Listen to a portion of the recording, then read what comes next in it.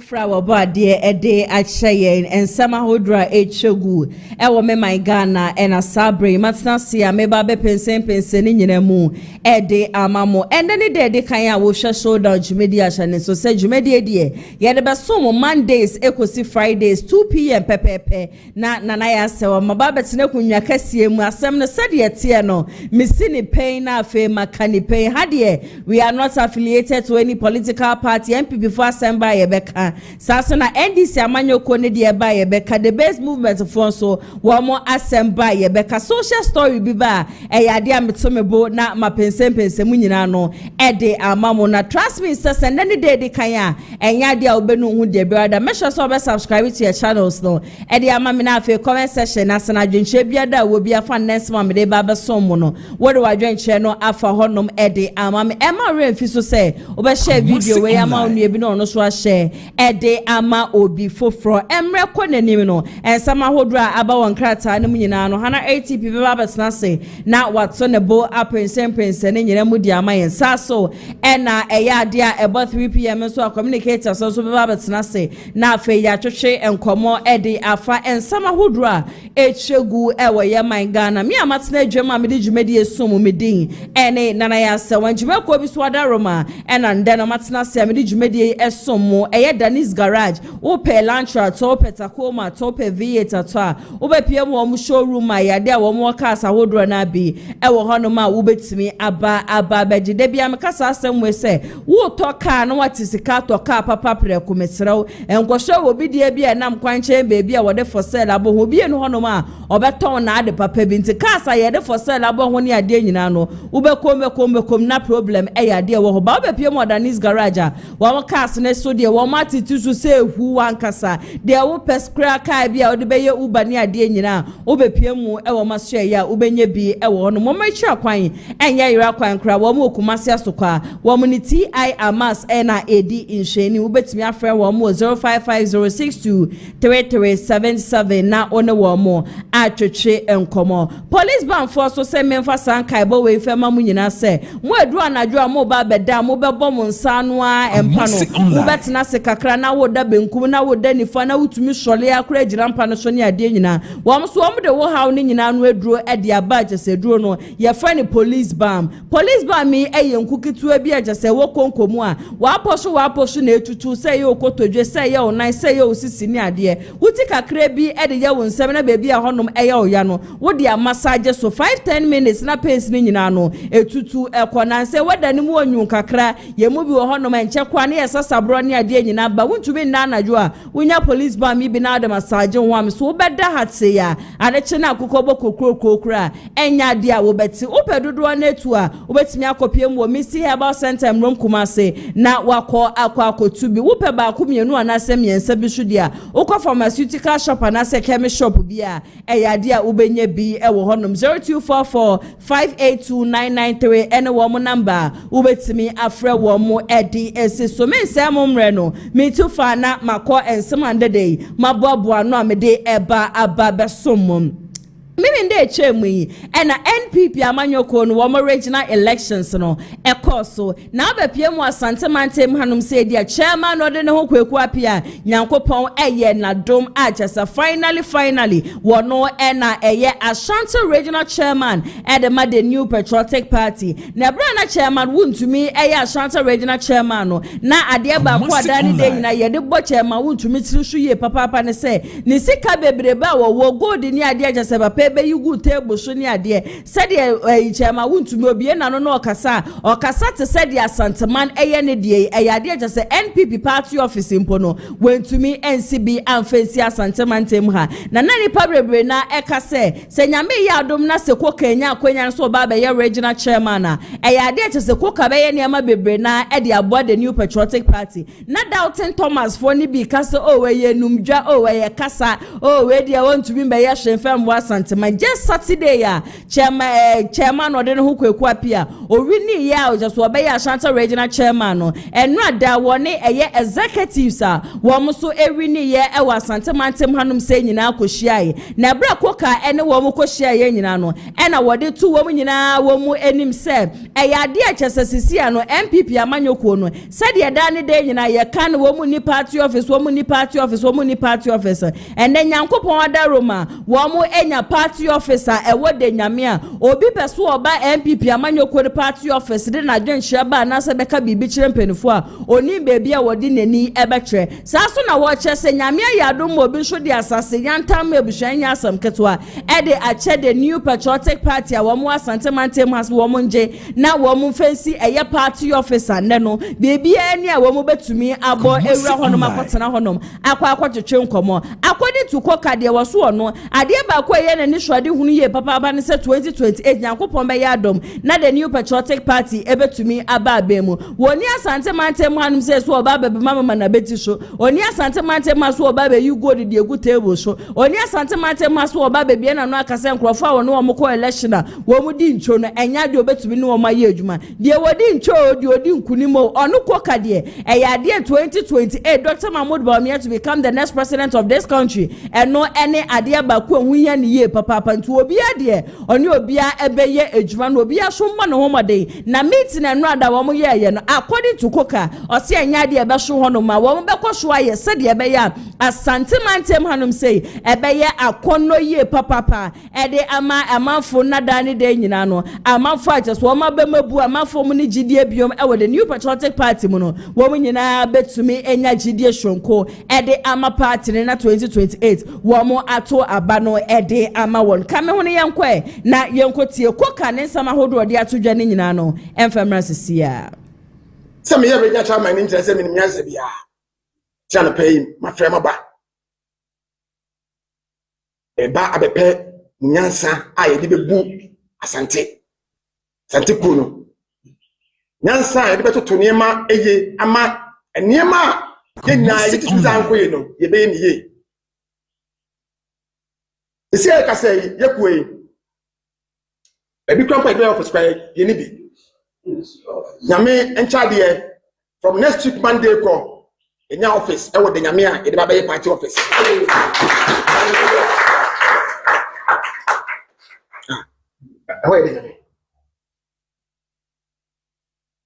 yeah, some small printing be na nyame aduma acha no ene na otwe e be has ya our petty office ya to easy say easy yeah office nie do hwe ya bra ho na ida kwakoma no na we no enye no na ye dream nyame aduma acha in the next 100 days no enra me ne general secretary ene mpedifo bi akwakohwe asase a opanye bi di acha ye ewo eho ye hipa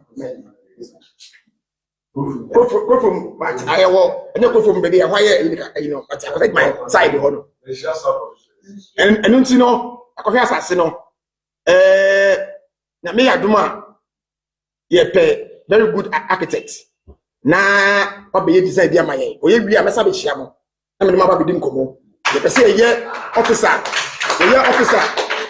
we see what we say yes we a office and ye pe say ye binim say enkonfo be mabu komase ona e bi kan ka say ye no na so no we shim say tete mu kire party for ene abontesofo a on be boaye na ya dey na ya ye tinyame aduma in the next 2-3 weeks 1 month I was say drawing no are you ready na fe ye dey e ba be kire mo na ye has say ye bibi ekono awa sentimental ha ehye mobo be se me mo ye aduma be se mo di mo nyansa ba beboa obi antre fie obi afa ne nyansa mra awi ona po fra me a meba fama ma ye odi o sende me nyansa bia e bebo ko ni bia no mo ntre fie enka ma no ntum ekonu kwa se hu bi kwa ye abeko nim tani me na ye be ye fi ho se de be ya obi e be nya kwan aka de o so ye de woka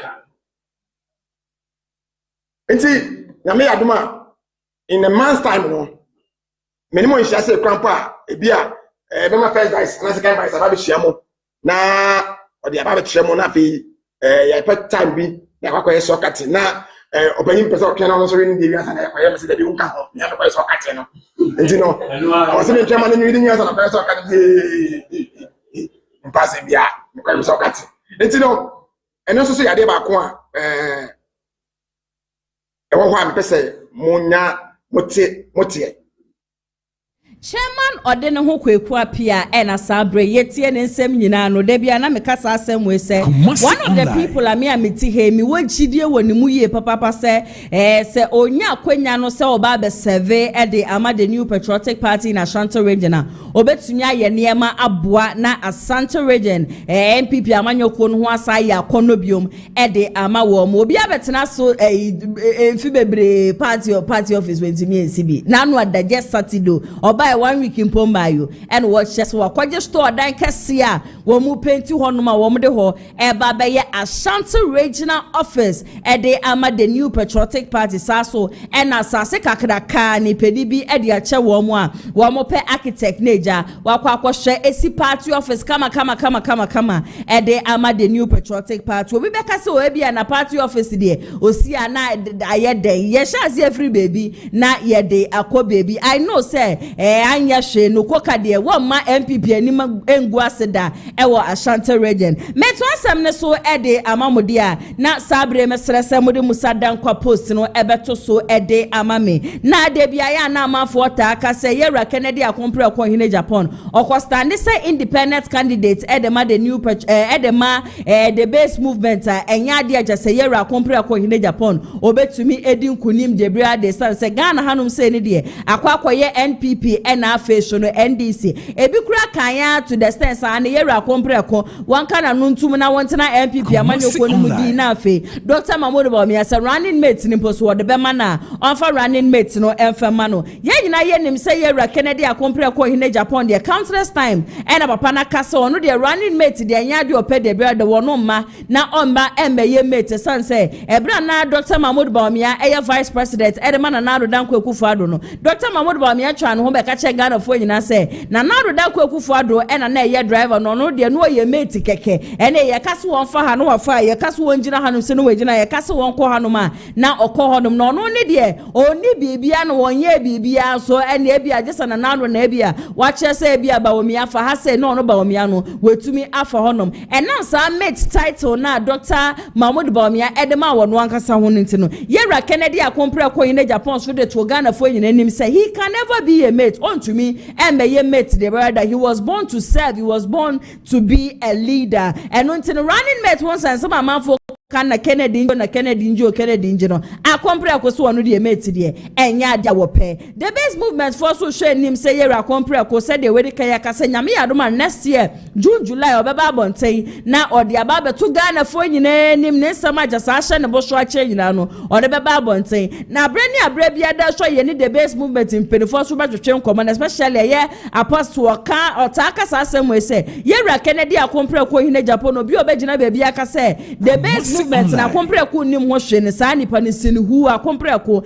yade a wonim hu bi ye papa ene musa dan kwa posa wode aba abonten no en watch say said yesi adun ketie di kan atwe ne ti se nyame ya adoma obaso wa contest edema NDC amanyoko no be Flagbearer dem o na 2028 ye hu nanim ballot paper so no according to musa dan kwa was say si adun ketia agina say Flagbearer dem NDC amanyoko na 2028 election no it is likely so 35% and 35% and ya dia just see edun ketia obenya saso na Dr. Bawumia MP before nya akwa yiri dada no according to Musa Dankwa that is Global Info Analytics wam so obenya 34% na afa yera KennedyAgyapong KennedyAgyapong na mafo kan na Kennedy dio MP ni NDC fo nkwa na betumi aru oman no according to Musa Dankwa si Agyapong KennedyAgyapong ebenya 22% wempo no onya ba bonten be ka se bia my ready say me ba benidi the base movement in Pono. And a post just a global info analytic for ye. Wo nya 22%. Ye imagine sende. Yera KennedyAgyapong KennedyAgyapong. Eba bonte no be kase tin time any MPP amanyoko na titimu. Me ba be join the base movement. The number of people a wo mo be ready ankasa say wo mo ediko kromotene beto aba. Ede ama yera KennedyAgyapong KennedyAgyapong. was apples our yeah no or try say Alan do obenya 2% na fish no na Kwame bedi akoche da ebenya 4% and I will be for baby anso no eya de just won show ebenya 3% na no ada and I hope senado ye should be show Ghana for yin anim say and it's most likely say yera kompre ko in Japan ba bontia akompre ko and afa Alan Kojo Tremanten wo mo mienu ne be ka wo mo ho abom ye papa it imagine Alan Kojo Tremanten and then yera KennedyAgyapong ko in Japan san krofo mienu we wo mo step grounds na and anka Ashanti Radio ha 2028 rebusua enye asam ketwa kra meme kan krofo mi ji yera KennedyAgyapong ko in Japan di ye papa ne say baby and ya my Ghana ba bedru ni say ye obi obeboa obi obetumi aba beje o my Ghana die so ho no obi obetumi aba na emebu na wo man wo ba bebie ndwuma de ama wo mo dia eya compare ko in Japan the different candidates ne aspirants wo mo gine o mu bie no ho no ma me ameti hei me wo chidie e wo mu chen yera KennedyAgyapong ko in Japan. Sometimes people feel so compare ko is just a fancy talker and a debia no me bie adwuma na debia me bie adwuma sanka politicians aye wo ye my Ghana nyina no wo mu tumi e bie adwuma even 1/3 of what yera KennedyAgyapong ko in Japan na ya trust me say anka unemployment rate no e ya de anka debia no esobete the only politician na wodwini mebu no ho the only politician na okra over 7,000 workers ebusua enya asam ketwa ye hye adoye ye hye hospitals ni ade yera KennedyAgyapong ko in Japan wabua wo mo enya asam ketwa we mpo na ye ono ane bottom sika how much more say ye de o man Ghana e hye ne nsa say yera Kennedy mbra na ombaye mampani na ende ya sa taxpayers money kwan ne wo sa ba be use. I believe so much in Agyapong and one of the things they say man discipline in this country I did just say e wo form ye papa discipline e wo form. I believe so much say the yera Agyapong o ye so bold and fearless no ebusia onya akwanya so oba besom ya man Ghana ohu eni so hye bi ebeba bo man ni mu no anya asam keto ane obi bi adwuma na kwabrane akwa adwuma 10 obi kwa adwuma 11 wo mu wi ana jese bo be 1 wo mso o makwa akodidu no makwa akwhye ma be 4 no ma sa be adwuma Agyapong meso ono akasa ne bampo no odi nsambone kura na otumi ka cha police force yenche ne mfantu how much more yen citizen baby a yedru sisi ano. I personally believe say with KennedyAgyapong in Japan no man Ghana ebetumpo na afeso no asasho afa ne ntuma pa efra me to asem ne so ede amamwa. One of the things that they be ameka ho asem ne say me metna fidie manum say and disrespecting nyamedifo bi de biada na so the moment nyamedifo bi be stupid very low ombu ne ho obeba bonte beba be ye niema enye niema ensam fata niema emfa sumje fambre o man Ghana obi anka na ya sewa miti hei said the asem ne te no mesi ni pe na makadipe wasafata sam so na me so nankasa wasafata so me bona ba shonsho a me bona ba so na no ada na si edun keti aba no de beto Ghana fo nyina nim se MPP amanyokuo no said the day bia wo mo de no na democracy is under attack no obi wo ho no ma ebra na MPP wa bem no o hwese wedi nsemmone o hwese we wi o man Ghana sika o hwese o ma o man Ghana boka onya ba bontia no hwese da ba ye buge bi ntu ye kwache na o se ye asema me beka ye nti eno na na meso a jese yama ya ba ba chemu be hu na jese se bi emeburu ne so ndisi ba ye wo so 24 hour economy ada ne something which is that wo mu adwuma fama yento na ya so ya tom se tim na de ye di echi na de plaka di bi na kita ye ne ani abre na free o si besi o na free o bentio. Meanwhile we do not really look at niema nipa no wa be ma wo ye nam so a bia na yokofu aton sa frena na se bia CID for aton sa frena na se bia attorney general de nipa no akwa mu court ba ne nsema wo ba abonte be ka ba ku bi na no ne ye be sori agina so say oba abonte be criticize ya ban enu nti na ya che sa nipa no na no ada yete ha yen ka bi nhemu na attorney general de ba abonte say ya de che se national cathedral ho sensem ne ade sika bi che sa afafa nkrofo bi nsase ne ade na menu nti no ya de che se 96 million na MPP amanyoko no abe mu omdu koto amana wo hono ma che se ne no ada ne swimming pool ampotro ne ade na dwale wom no docket no aba be ka ne nsa che se sisia no wo ba be biebie mu na che se ne investigations ne ade nyina no ashase afi from Norway bushia ya kwa share ya Victor Kusi Victor Kusi ya nyamidi for Victor Kusi wa ba bonti aja Victor Kusi neni abede se esan se woni Dr. Mahmoud Bawumia ya danfo esan se Semira Bawumia ya na danfo esan se wo pese Semira Bawumia sem na esan se wo Dr. Mahmoud Bawumia ntino enkrofo kra decide se wo mo be chi onum pa. He has no problem. He is ready. So obekwa nsawom. Why you ready? So obekwa Kumasi Central Prison. Ediama the relationship he is having with Dr. Mahmoud Bawumia and Semira Bawumia. The moment I saw the video, no na eya me wan wakakra say, "Wunye obi a bibia." Semiti hey, na me se madam for pa ne hana ATP. Me ne hana ATP na didi bom. Me ne hana ATP na koba. Den ne esinti a me na madam for keke ne hana ATP ntino. E waso obi ebechi. When it comes to Victor Kusia, ye nyina ye nim National Cathedral ho nsensem papa wei ye de ne gyina mu na nado dan ko akufo do mo na mo ko honum ko bompa ye ekọ kate show de dia so ko ba fom so mo ba besi National Cathedral. Inti nanu ade ya just last week mo honum and Attorney General the Bible said National Cathedral docket no about the can investigation be shase ni kwesi da na papa we yakwa akonyina actually dey and Bawumia is my very close friend. Semira Bawumia is my very close friend. It's even if I will go to Nsawam, even I will be arrested because they are my friend. I don't have any problem. I can go to Nsawam for Dr. Mahmoud Bawumia. I saw the video. I was like, where is this thing getting to? As a man of God.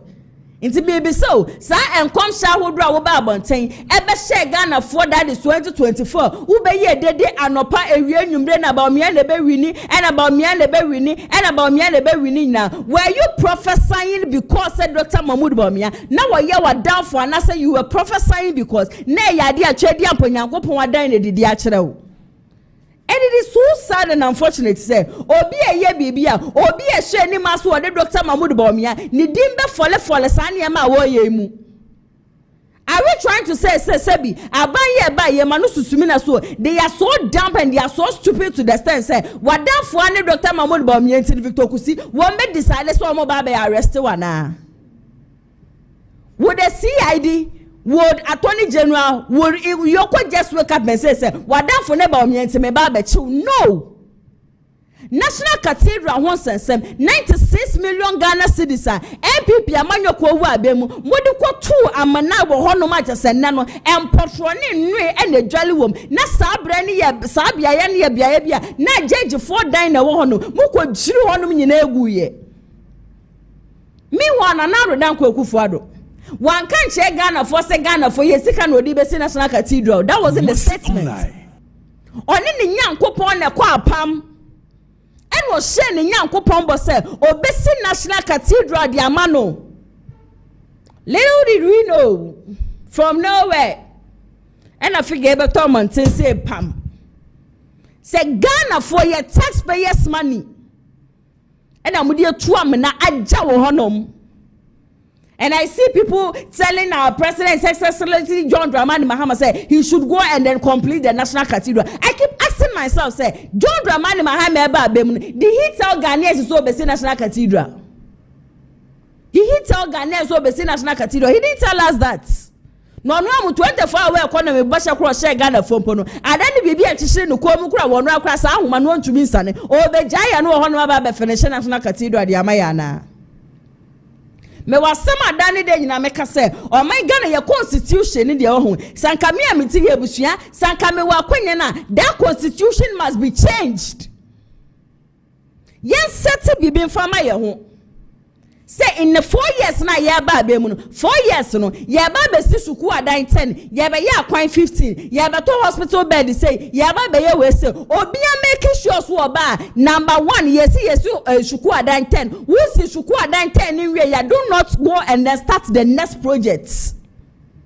Your project be bre na wo hono ma kan rem Kumasi online project which was started by Kwame Nkrumah and the factories ahodo Kwame Nkrumah be see ye nyina ne ye be sa factories ni nyina wan and na me no mo kase na anu ada for the military hospital ho ba asem ya ye ra KennedyAgyapong ko KennedyAgyapong na no tesem ya asem no said ye tie ye ntumi nka ya no mfa ntuma ye beka no obeka ya ne se no ho ba atan ya MPP 4 years wo mo pam ne kra de free party ne mu no national ya for the military hospital ya former president Kufuor enye nasem kufu apreso ton ebe sinne Nenso afale military hospital sika wo mo de ko shemu a wo mo say wo mo de ko akoye swimming pool wo mo de ko si national cathedral dan swimming pool that money could have completed afale military hospital sa sika no mo de ko tu ma ho no na betumi a complete afale military hospital Nenso den wo mo yeye afale military hospital si ho Nenso bibia amanyoko beka je so mu si agenda 111 and na yem be say ho say agenda 111 111 hospitals na NPP for so mu be say e mu dudu send wo mu to be complete yansa na wo mu free aba mu sa sika le edu ko to amena no nti na nka etumi complete one hospital mpo fa amayen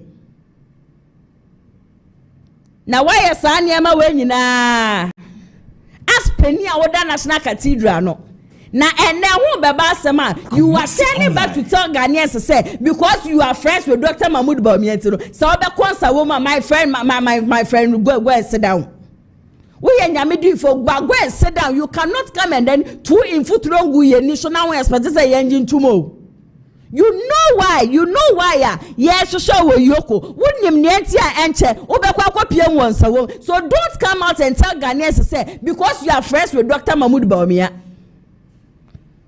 Akodu bonne na so bonne na so wadaya obeja say because you are friends with Dr. Mahmoud Bawumia. And the most painful part is obi a obedi boni bia the Dr. Mahmoud Bawumia din. Obi a waye bibi boni bia woni sanche ye ba be chene pe or the Dr. Mahmoud Bawumia din. And sometimes I find it so sad to the extent say because Dr. Mahmoud Bawumia at a point he cannot defend himself so well because sen ko bi di boni instead of Sanka Bawumia ebe she nipa ne ma ka che nipa the place say do not use my name for this thing Bawumia will keep quiet ti bibia na obi ade Bawumia di ko obi ko di boni kra na Bawumia. Are you free yet ya Santa Mantema? You su Dr. Mahmoud Bawumia di di some phone. Bawumia darling boy. Ye de Bawumia di me ko Bawumia tie na me kasama Bawumia tie. Na enkwala keteketi o mu be di atam ni ade ye chi wo mu nyina. They were all using Dr. Mahmoud Bawumia's name. Na na yem be say ho say obi betumi aba be di sansan phone no you so yewra KennedyAgyapong ko KennedyAgyapong you dare not try that to me I just will say ho sa su na wo yewra KennedyAgyapong ko KennedyAgyapong emu kakra kra wo Bawumia mu when the thing is wrong Bawumia wo so wo china wo na so na wo ka say this is wrong. Why would someone want to jail you because you are friends with Dr. Mahmoud Bawumia? Ebusi ayentie Victor Kusine nsem no enfemra sisia. To say on my own pulpit that I don't care whoever thinks about it. Dr. Bawumia is my friend and will continue to be my friend. I will not hide it. I'm not a hypocrite. And if for this reason anybody wants to imprison me, go ahead. Prison is not for animals, it's for human beings. I've been there, I didn't die, I came back. And so it is not a crime to be a friend. And I want to say, Dr. Bawumia and Hajia Samira Bawumia are my friends, my sisters, my brothers, and my bosom friends with no apology. Papa, am I right? With no apology, they are my friends. Ebsanti no nyamedi for Victor Kusi ena yetie nsem nyina ba nani abrena Alhaji Samira Bawumia is my friend Bawumia is my friend prison is meant for human beings it is not meant for animals enti no bia or person obeche me no nipa ne betimi de me akwa akopie mu e prison but still na Bawumia is my friend. Like why would somebody arrest you because Bawumia is your friend? Ebsi eno ni ade amenti asiu. Why would someone want to arrest you because Bawumia is your friend? And when it comes to Nyamidi for Victor Kusi, when you go to Google, now Ubo Victor Kusi is a scammer. The kind of stories Ebusi Ebeba no nyasam ketwa. I quite remember 3 years ago, 2-3 years ago. Yeah, 2 years, 2 years to 3 years ago. And a KSM. This man now also a journalist or a program see him be one of the channels. Oba Bonten Obeka say, "Ama for there a lot of information say the abreno concerning a Victor Kusi. yet ham maybe a chemu hosting a so Bawumia ebe make that same statement. But because na oye board chair edema this whole national cathedral ni adia and the docket na kwapia mu atoli January nima wonim se hwehwemu bebe mu nintoro hwe bebi ade akwafa wo hwe bebi a wode akwafa 2024 abusua niema chese papa we kan wo man Ghana pa wo hu na me kan krofo ani ye wagidi e wonu musa Bawumia be president. He knows the God he serves. Nyankopon na kasa. And you just say, oh, to me, come to the stand, say, as one in Yankopon, a tune said, did you about Kumu? All his messages, Bawumia is winning, Bawumia is winning, Bawumia is winning. Yeah, quote 2024 election year. Say na enim guasia we are porta Bawumia Babenya credit, said the BC or my muda. Say, said ye Bawumia, all berry potono, say a BC or my muda. And the same person. Is Bawumia is my friend Masa. Ebe sra 20 January mesraw. National Cathedral 96 million me pacho. Mon hwehwe mu na senentem. Wa fuma mo fani nkwocho nsawom. You people should let Ghanaians know say he is not going to prison because Dr. Mahmoud Bawumia is his friend. He is not going to prison because one Semira Bawumia yadafo. He is going to Nsawam, he is going to prison because say hwehwe mu weni amudi ya. Mo say okankrofo na wo mama o man Ghana aboka ne ho. Muye hwehwemu ne wie na se ne ho so a he can go. Se muye mu hwehwemu na se Victor Kusi nya me di for Victor Kusi se ne ho so a eno de atwade aponyankopon kan ho no ndi nanim kai ba se muye hwehwemu na se Prophet Victor Kusi se wa ma wo man Ghana boka 96 million Ghana cedis National Cathedral no sa sika na ye ni bebi e fa ya adane ma ho wo honom no wa fuma mo fa ne nkotu Mercy online ono na aka na asem. Or say Nsawam is not built for animals, it is built for human beings. It's one rock demu be a one chain. Chema won't be cry or dinner sass keke cry, and more this will be your mind on cry will 20 years. How much more will be our more my Ghana boka? How much more? Na Bawumia madam for na Bawumia madam for na Bawumia madam for. Oh, Bonnie, I would be yellow sabon and a robe on Sam Jib. Madam for new or shuffle. Na me di bone na temu da ba na me ko bon sam jema. Me ka say madam for new or shuffle ni dwede aponyankopon. Ever me ko heaven na. Spare us. Enough of this trying to mind games as I move somebody Ghana for ya no. Then time politics and they yen sabiu. And the Ghana for ye nya beda ho Ghana for ya beti near mase. Nobody would want to arrest you because Bawumia is your friend. I'm not so dear Mamma dear Kotia MP Bernard Bediako and I ate this uncommon way now on Wagasamun's Megan say over the weekend. Next story be action there say Nyamidi for be Reverend Kelvin Kobiri yeah one also make allegations be Eddie Etia Honorable Bernard Bediako. Now when Bernard Bediako about Bontia one also Eddie respond Abba and Sama Vitokusi Eken or we and they respond and show Reverend Kelvin show what they another respond the man say yeah was so for be one my bonny as a suffer for Womudino. And yasam ketwa nti ya no me de nyamshom de akata wo manini wo maguveo no mo kita bible na ne de Jesus cross yi bi ebusua eda wo mo kom te se de bra ne yakwakoba Yesu Kristo asondia mu no wo mo na wo mo tame cross ni di si wo mo tiri so e de kopie mo bebi ayebo Jesus Christ asondia o se boni asha asofofo bi tiri mo ma. Most of the pastors in this country, one way scammers, one way fraudsters, and idea. Into the moment, I want to say, one to about better pay, no one more poby, no more battalion, any idea. And they will talk to see the National Cathedral and semi debusha, while to be at the Aman in the year, Papa measures over come on Yako, not Yakwa, yes, some way in idea, Basia.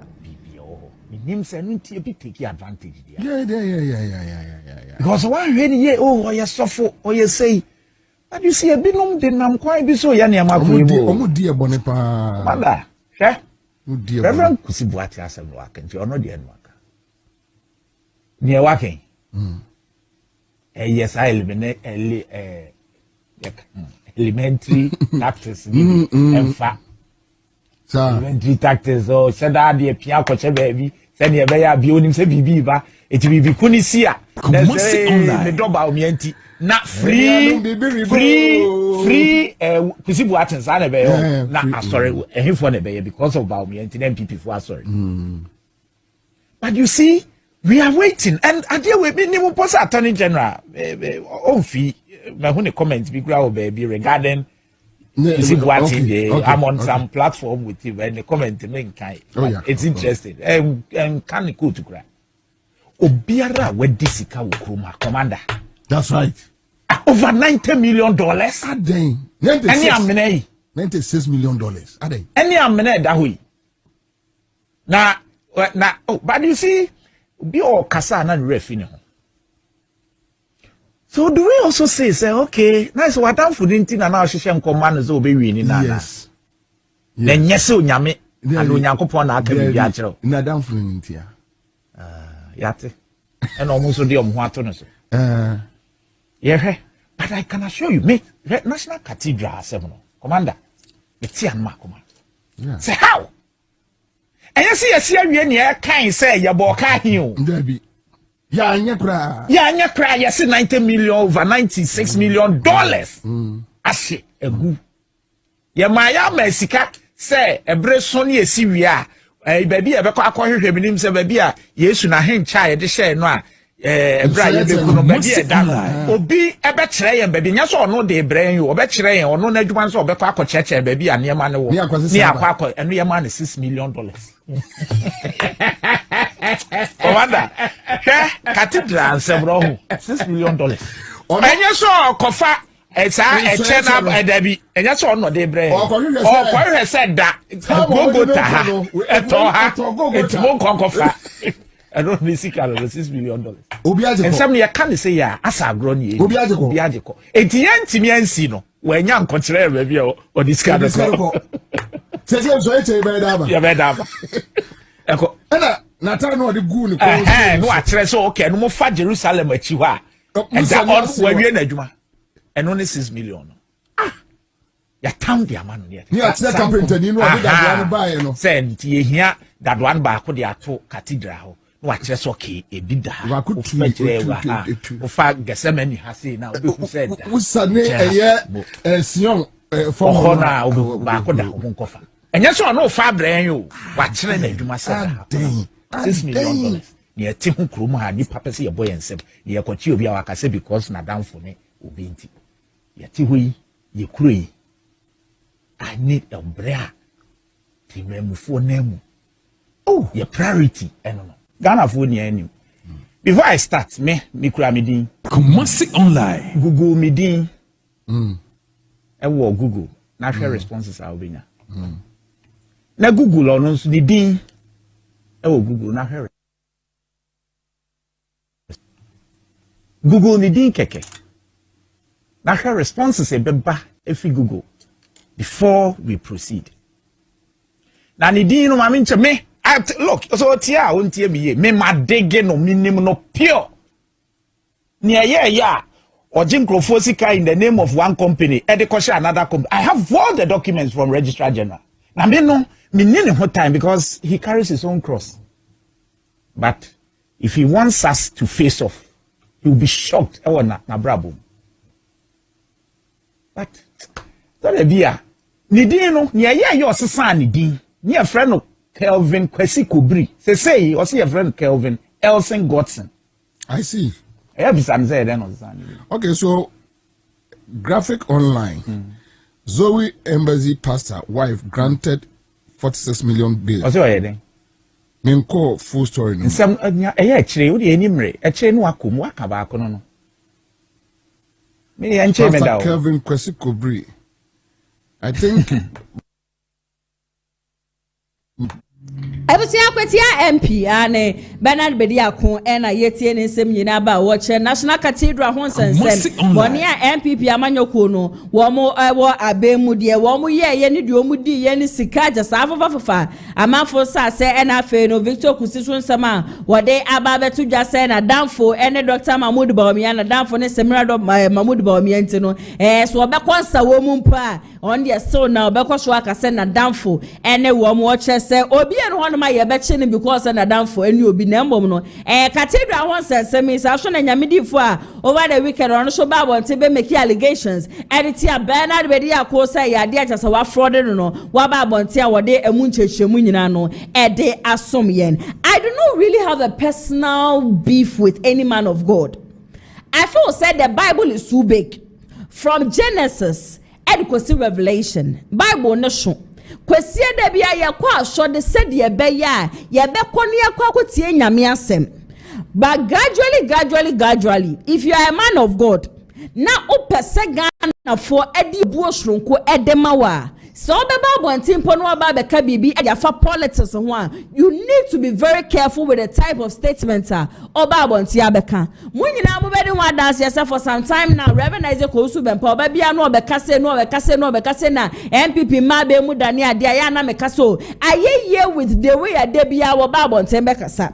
And then sorry midi for be the prophet Dr. Power. Now according to Nyamidi Fwe, Nesama walking in and say he will see to it, said Dr. Mahmoud Bawumia will never become a president in this country. Or do you want to muno? Edna sorry dying as Sansu Esi Honum. Into Sauba Bontena because I say when you na net 2028, Dr. Mahmoud Bawumia Bema, you as a man of God, then I see the year. And when you idea about what to the Biana, my friend Damparino. Your former IGP. Adia ba ku to de bia me de kai na me de fene ne say when this man was the IGP on my asofofo nyina te ase no man of God should come out and then prophesy. Emre bi etwem so wo shu bempa ba monte be ka say or the na sorry dan esi awowa e de amana na roda ku ekufo na roda ku ekufo ado e be ba be ye mampani wa me mampani a ye nhye na sorry dan ti no enne nyame di fu yi wono sho ba monte a wono so kire say Dr. Mahmoud Bawumia can never become a president. I always say this, I am not affiliated to any political party.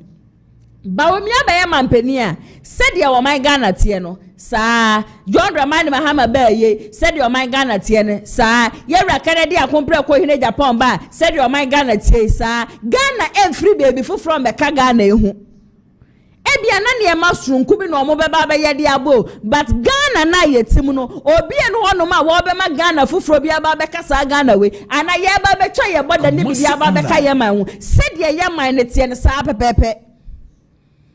The men of God in this country eya doso nyame asem na woso wo mo kirekire no and then nyame asem no mo de esi baby o yesi nyame na si hene. If Dr. Mahmoud Bawumia has been able to become the vice president of this country, say Bawumia Ghana for decided so meto about the man in 2028, there is nothing a man of God can do about it. At the end of the day, who so for about Tebeba Bekasa no vote yes, vote here baako. Me amiti me vote yes, me vote here baako. Se Ghana for ka say baby NDC amanyo ko ne di o man yi koi enya de e bebua na mbom no eya de ye de kokromotin be to obade ama Dr. Mahmoud Bawumia he can become the president of this country. De bia sofu bi de nyankopon wa sorry dan no odisi awowa sorry Diana wa wo sie se wo si ma twedi ampo nyankopon no you are telling Ghanaians se Bawumia to me be ya mampani a wo de wa sorry dan sisi awo wanti ye mebu sorry dan ningu as a man of God. What kind of country are we serving? Ebusia and asofofo no gradually wo mu de wo mu we politics ni mo ma na ye time me makasa asem we we nyamidi for na ba bonten na be church nyame asem obi anu ni problem but the moment you come out and then make a prophecy na mema said ye de ye prophet El Bernard ne waka na no atom you do the same thing to you say nyankopon kan ye ma bonten be ka Bawumia can become the president of this country if Ghanaians decide say ye beto about the manner no man of God can change it. Na me na me see hene and me na me see hene and me na me see hene wa who see hene wo my move vote ya ba ko me amiti he me vote ya ba ko obi a vote ya ba ko obi e no hono ma day of election no obekwa ko che obi nsa dia ba be ka ne dia nso okoto aba saying Prophet Dr. Power. I was so no Bawumia de Mampeni de Tintontai. And Yadi Bessi de Riado, the Nassau dead you no Akasan in the Pemuno Crano. Esu one man about me about no Bayambo to me Kununa, Mobu Buji national dining in a good Chediampong, Yankopon, solid dia, yes, man Yankopono, and then Qua, or my Tochacha, our my Yetian and some infamous see. And then it's 15th of August. Me jina ha declare say nya dia Dr. Bawumia ebeye president ewo Ghana akonya no so enne ya chena 2029 ensida say Dr. Bawumia etimi beye president 2029 ya me Dr. Powerman as I said monfa me nkwa Kumasi online but ma sorry guy etoso because soon Dr. Bawumia entimi embeye president 2029 Nemum MPs ne de bebre na be nwini MPs a omoye MPP for ne de bebre na be nwini NDC for bebre be lusu omo seat yes NDC for MPs no bebre be lusu omo seat but Bawumia so be the president for Ghana 2029 there Debbie me be can say 2028 no election at the channel say ngofo antiase because akonya da sukuta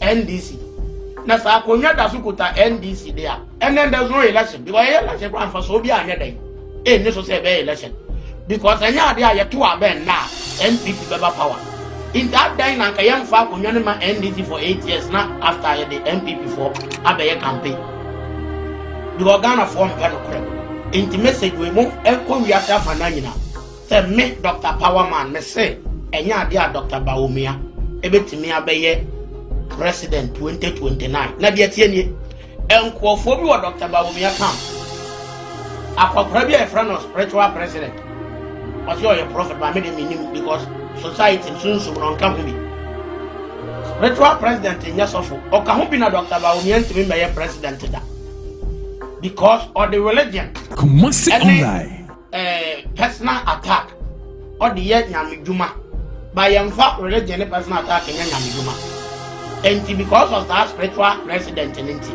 Dr. Bawumia ebelusu second MPP from penyamidi for be our ben na under the case here that MPP party no so odinfo bi efe no odinfo coordinator we are no church of rabbi ewo of anko what to me party no enti no mo mpe odinfo bi na wondane party no case no do mo so enti akase yankoma oketechie efrifa ko me hunso wo him frag oketechie efrifa me hunso wo him frag na me hunso captain smart so him frag ewrade nhwe Ghana ni bebia na ye Ghana ni bebia akase me chia brokers a ewo Ghana nyina nso MC Prophet Dr. Power and I yet in some Ninano Aban Messin and saying it will be any idea we crying idea was say yes sad idea who everyone knows to say baby and MPP about drip. A lot of people still feel said Dr. Mahmoud Bawumia has become the vice president of this country before, and a lot of people do not really have that trust in Dr. Mahmoud Bawumia. People don't really believe in him. Ya won crofo ye nim say as time goes on near there no what my dream when it comes to Bawumia, but we have others so one they still feel say no Dr. Mahmoud Bawumia as president there no near there into the so people want to know because say Bawumia will not win 2028 election. This is not something what say Emmanuel hu near there. I've said this me say if he has been able to become the vice president of this country, nothing can stop it. 2032 2036 2040 2044 2048 say nyankopon na ahede ato honom say Bawumia be mampine, he will become the president. If Ghanaians are going to vote December 7th and Ghana for decided say we all would vote for Bawumia 2028, they will vote for him to become the president. This is not something I say. Nyanse ya software one my masse. What the who be to Ghana for so near the end to where what kind of son I show the baby and horn about to about the Bawumia. There be no me when people, there be no me when people, and go see that bang. Mo anano 2016 ya mutu aba boom di ma MPP ba be mu ye bedu 2024 2025 about 2026 dia mo kan say die sebi MPP no kra mo fa kokomotin to aba fa ma wo mo da and then they know me be MPP mu. Any MPP for where they are more sampa munko benya midi phobia. Was now Cassia one so no mampa into Hombania, and what more party in the Mumfa Mamwe. Met was some so dear Prophet Alvin Soa, and so Anna Eddie Sound come away, or say the star of presidency, a idea as shifted free Dr. Mahmoud Bawumia show, Abba Alexander Afenyo Markins, a minority leader, so and the star of presidency in NPP, no, as shifted Eddie free Bawumia so, Abba Beto a year Afenyo Markins so. Now, what can say Yan was say, oh my Ghana, dear, it is going to be one party state for 6 good years. Saso and watch us say, well, who say MPP Amanyo Kono, emu at or so no so some come shewe, or who yan de who ya cry, and son Alan Kwajo Chairman ten, a Baba Cheno who Eddie free the new patriotic party who I suffer for a woman. Yet, you're fertile, so one and 7 females here. The country is going to look like a one-party state. And some of this will come up, some people will be angry with you. But I saw because a band sounds not quite dangerous. So it will become like a one-party state for the 16 years I'm talking about. And I said the MPP party was splitted into pieces. And I said this thing like many years ago. Even before Alan Tremantibe departed, I told you put the date and the moment he would depart is right there. Before that time, everybody was Alan Tremantibe, even the MPP before it departed. And I came and then I put across the KennedyAgyapong, all those situations all around in that angle. And then even some of the fashions that has been formed out of the party, the base and all of those things, I made it very clear. As I speak to you right now, by the grace of God, it's like the division is ongoing, and the most critical shifts are in time. When I observed it, I started laughing because initially I was like, okay, this man is, I mean, I don't see anything with him, he's not going anywhere. Because they asked me a question, maybe some say, now we obey then, and I'm saying, we won't go, like, a very important matter for me. But later, I was just there and I saw a revelation about him. So I was checking through time that what could be the possibility of this opening. And I mean, who say, Afenyo Markins, Honorable Afenyo Markins. I don't know what it is. Is it a minority leader? Yeah. Minority leader. One for person, one for your politics, some kind of micro minority. That's the funny one. And, or no. And I mean, who say, the star of the presidency has left Bawumia, Honorable Alhaji Mahmoud Bawumia, His Excellency, that's a former Vice President, and I bet to Afenyo Markins. Really? Yes. Prophet Selvin Sowa and a yeti and seminina ba. Wano so de ba ne nkomhye wo ya de ye papa de bia wo bibika de bia nyankopon da bibia di ereche ne nanu ade ya na ne nkomhye bia ba ye ne san nkomhye no etofom ye na de wo kope ni be bitina ye blasters e beboboy wo ba ye na blasters e bedu quarter final ne ade na 1110 mafutwa bet e buhye ko wieche no na chesa mafu abokegu anya sam ketwa this time ne de fufra wono so de aba no wo say the star of presidency in the new patriotic party, a free Dr. Mahmoud Bawumia. So I shift you all the way to Alexander Afenyo Markins. And I remember very well said somewhere last 2 weeks, May I show down me the video people so man na Afenyo Markins during one of the interviews or one of the sister stations where the ebisa so say never Bawumia ba say o me running mate ya de obeba ba ya na e no ka say there be running mate do sere ye papa ba say e ma ye fa ne ko honom kra no no na adwen kra no enko honom a oye so much okay being the minority leader why majority leader penance say obaba ye minority leader or show him say 2029 obetumi asaba ababa ye majority leader was so no ne de honum na ye ne focus kwaye obafa so a MPP amanyoko no beba abem na afei no obe keep this government to on their toes into as to say running mate and as a president be there yemfa eno no enton chair from nowhere and a prophet Selvin so when should the ababonte say the star of a presidency in the new patriotic party no a shifte aba Afenyo Markins so me to asam na show e de amamode amsramo mo amuwo ayi ye friend say bag she mo pass ya mudi Ghana sika gum ni ade nyina mesramo mu nyina mtutu meka nkofa musika no enko pie mu wo bank na say mo nkopa restaurant bi nkotena na musika no mu nkodie sanse ne ye ma beni Excellency John Dramani Mohammed nkomodi according to your president, also my Ghana your currency cedi na yedi no yedi ache o si yedi ache na Ghana no wudi sika na be 10 years one na wo mu twa fake money na your friend counterfeit no and one no mu twa no at the end of the day no wo mu tumi nya more vem ehun so okay this is the type of money I yes spending to wo mu twa counterfeit no wo mu chegu manya asem keto na this time ne de esan se Ghana ye sika ne yedi be 10 years ninti no wo se Ghana ye sika ne yesesa no according to your president o se yesesa no na we ne de onim se Bank of Ghana Wamo keka niema sisie ni keka niema ebubu eni ni ade ntene mrepem no wo beba abonten aba be kama Ghana fo nyina ate ase se Ghana sidi na yedi no ensesaye ebe mo sesaye no aya na ehuhia enti yesesa no every 10 years ebe ma won a wo mutehwe counterfeit no wo mu bejai wo bebra ansa no obetumi kura no enya kwayo obefa so obetwa another counterfeiter ene Ghana yesika yedi ni ade nyina no aba be ye pepe so ne ye mampani eya adwen se ewoso o man Ghana yesika yedi no ewoso ye sesa ne de a fefa commercial na say ma me mo so mo sika won pass no se de ne ye mampani aba abonti kan de na je se gradually yet ha ye ne beba ye ho so no na eya ade a abem yentie His Excellency John Dramani Mahama nsem no FM Every country, every 10 years, you are supposed to refresh your currency. Because if you use the same currency for too long, people learn how to counterfeit it. So from time to time, you have to change the security features on your currency and refresh the currency so that it will take another 5 years, 6 years for the counterfeiters to be able to determine the security features and now start being able to produce their own currency. And so this particular currency is long overdue for refreshing.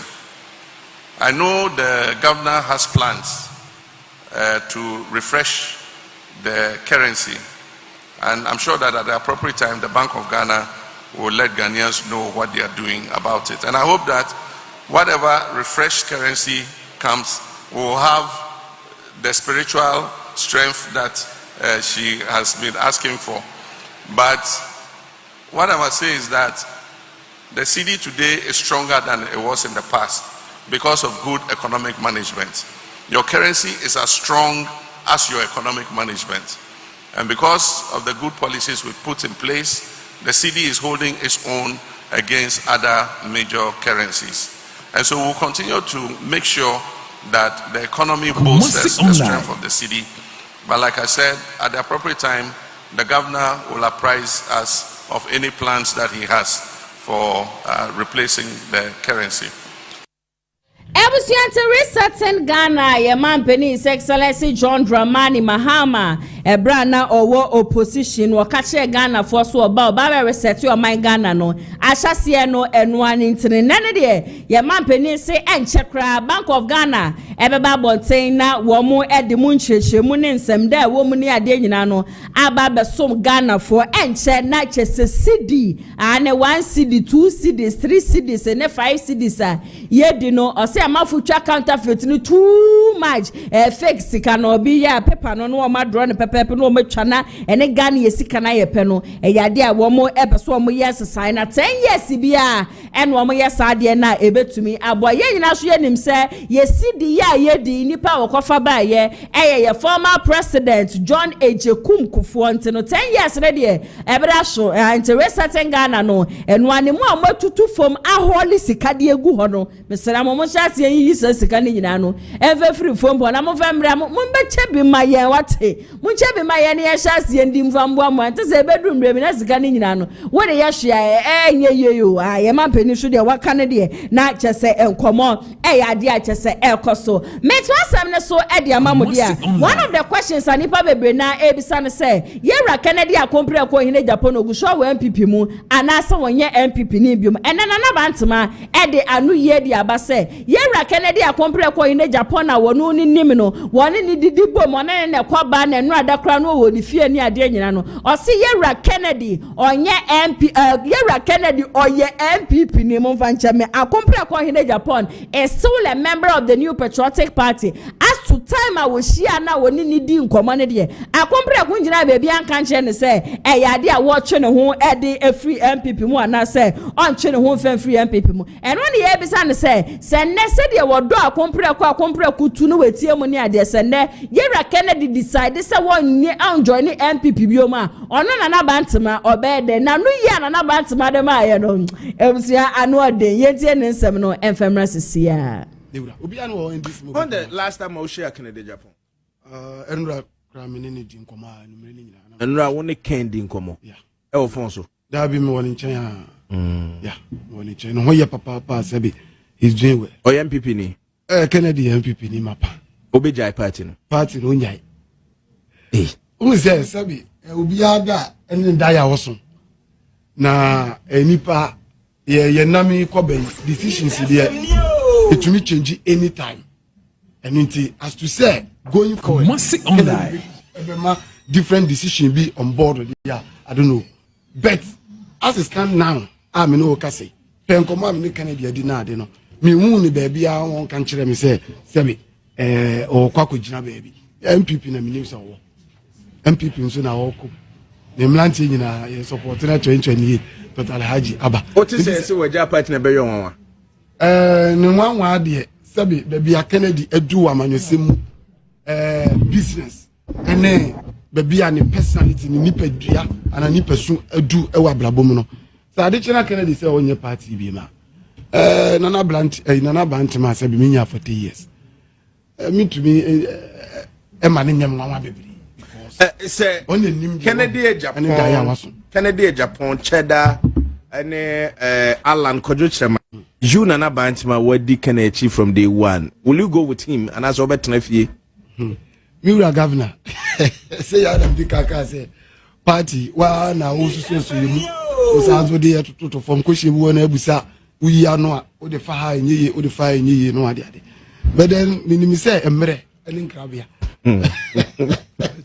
emre eni krabia e be chire san say Kennedy ya me godfather party no no bia one godfather no na me som no na ade politically but o china bi no say oni cheddar ni we na ade off Kumasi online which I mean no minjindi na so say what take it but it is 85%. Yeah. That one I can tell you.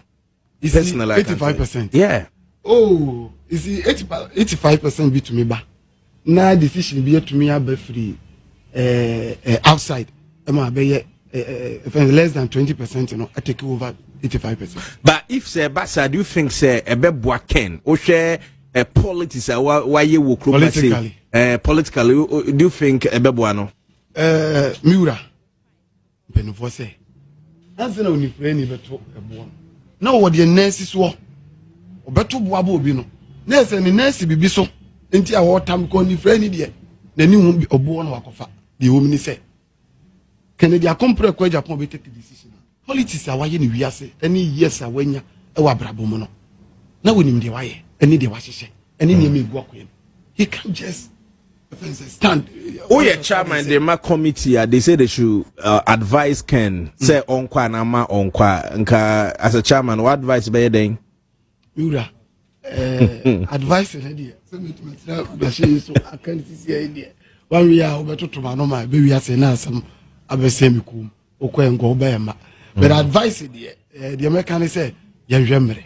All right, what they have been say we betu kwan ti no pass it through ma minja me ma be Emsiana na bantama se emre enebe hye se yera KennedyAgyapong ko hine Japan e decide se wo twe ne ho de free MPP mu aso obedi ne chi o se ondi ne chi sa so na wo so wo magana fo nyina atiase se as to now wo ne ye ka se de yera KennedyAgyapong ko hine Japan is still a member of the New Patriotic Party. Hana ATP atena siansama hodro aba won krata ne mu ne ade nyina no wo de eba besom ye dwuma ko bi so da roma e na da ne de nyina to be the show down to be the so month. I mean, try me usima and ya ba from Kraton Femra Sia.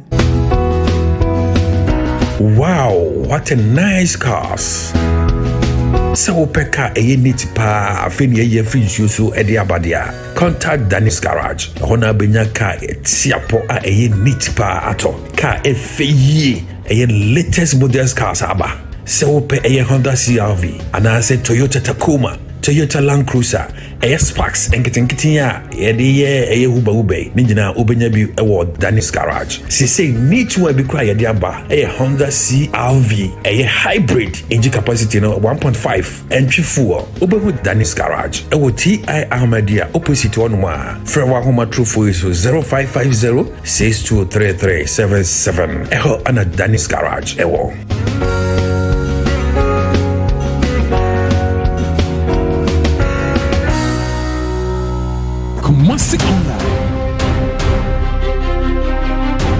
Ladies and gentlemen, the time is right. It's time for the Ghana Arts and Entertainment Awards 2026. You know what? It's time to honor the people that matters in this industry. This time is going to be glitz and glamour. All I need you to do is come meet us at the Estes Event Center inside East Legon Underbridge, right around the traffic light. It's going to happen on the 12th of September 2026. It's going to start at 6 p.m. for the red carpet and 8 p.m. for the main night. I cannot wait to see you there. It's time to honor the people that matters in this industry, and Ghana Arts and Entertainment Awards is here for that. Remember, it's going to be a night of amazing talent. I am going to be your host for the night, and I just cannot wait to see you there. Headline sponsor, Time Herbal Mixture. Supporting sponsors, EDEC SM Beaters, Give Us Herbal Mixture, Greenfield Scientific Herbal Clinic, BK Tree Agrochemical, media partners.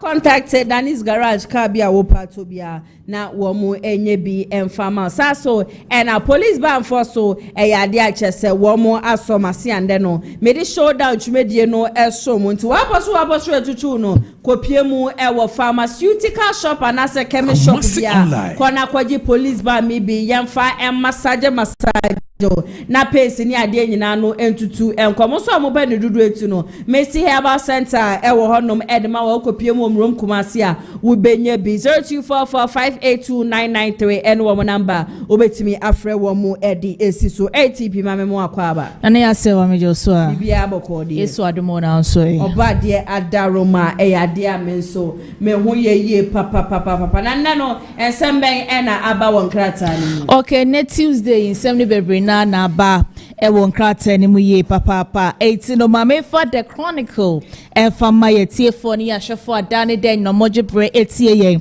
na no be pie mo krata fa etoso mienu ekọ ne miensa so no ma na ese yudwumbo ache ni foni eda kama na wo hwe ni musa Yakopon bo no ene beba ba ye ochorofo pani edama MPP amanuko no na na krata yi abohwa mane se ene anu ada na sana wo ko MPP amanuko no ma no mo mla bi wo ho no ma ye bosumi bi ya no mo twa sika ede ma eye kanese o de ko eye mpatam mu a wo mo twa sika o 5000 ma eye mpesu ya so na so sa sika ni nyina no o meja Yakopon bo a na se delegate dom ko promote ni ko to oba no ko a ede emano nko ade a wono no wo hwe ni muso obetimi asanso de sika na sanso ababa kibioma ene krata the chronicle etwa ho foni kama so ede aba na abepiem so ase so anesa anodom prayer ni foni eda krata ni kama Nina ye galamse won sensema sese ekwaso ye bawa paye wo my Ghana mo se na yenso ni nyina no asese sanso ene yensa ase ne so ne sia enti apobie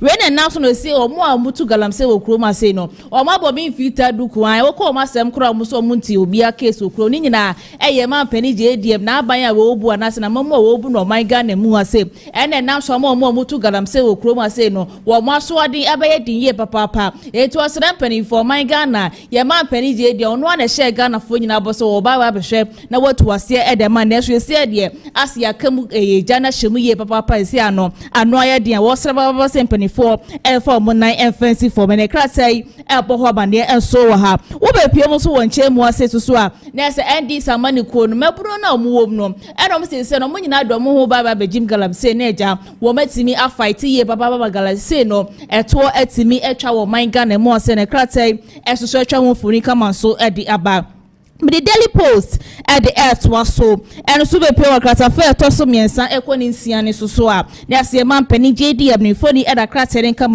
only a Ciano what is the capudu I 10 billion US dollars in the Baba share a Juma is oh my gun a year didn't was said a bear and you may bet my bow my gun and more and yet many so for so no my gunna at my phone into my preference a crate at your hoof for Nikama so at the Basanson ye sidino was here SCS and SCS kakrado and a crata Daily Post in so echa ho foni kama so at the above mame for Daily Searchlight in fanto so and so be PM crata no so nesa go fredame ni foni ed ha say na ni nyina aye legal aye vacation aye judge for ne a lawyer first o mokwa akwajo o mahome a edam so much Chief Justice aye mpanifo bi na sa judge for bi say aye dubu aheni case no wo montena so de bi adani nyina no betimi akwa PM e wo court no when enam so ama Godfrey Damia Babo tell what you catch the gun of phone I say, Naka nan what the essence of Moko Pio so none of my yetia says in Samoko Jima home, Monkoram Kwajima home, and it was some bits now a year quarter to them dear Sam,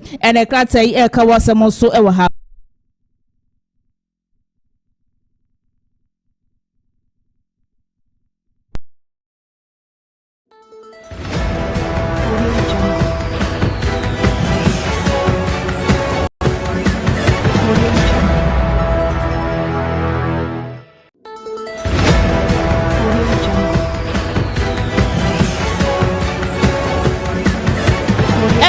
Tongo that 22 billion Ghana cedis in my ready and Menumia, woman that years to share a crate, at your home for Nikama so at the boss one tear sister. There be a debate share the Sabiana gold bossica, you that free book, debate yes, a move face problem with.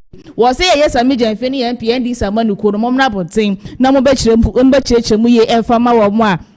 And I can't say elbow woman here and so I was so and I tanker drivers or more my gun and more say 4 tankers for night. One must say Yakupon, Modo Modadia, or Nado Baka Naka and Maso Musti and Imachi Soja, or more Quack of Fuet Tanganaso Mode a year, Jomo Ye Juma. Nina said, Baby, a Yakumasi, a Soko Piemo, Yakumasi de Puonoma, Baby, as Omodo Mocano, Ecosino, a so tired in Crane, me and near Tanye, Papa, Pamosa, Hunidia, Fena Hunidia, a bin 1 million to son of Modo na edi egu for men kraten so eka wasem so ha sounds no ko boy na na do ada ko piem nkramatema ekoye ni gisem ye papa ye edema na enje fedi agre ko chairmanship na wono no mob enetimi edi nkunim ho no eno sesi ano wo de bibia baba begu fom na eja no wo matima keka bibia bom kama ama niema be etima koye se de ba yakopon bo 2028 no MPP amadu ko no ebetimi edi nkunim na kraten so etwa hofoni kama so edi aba na ye koku akuyafo eno moto nkra de ma ye ma pani JDM ne ND samani ko so mo sro mada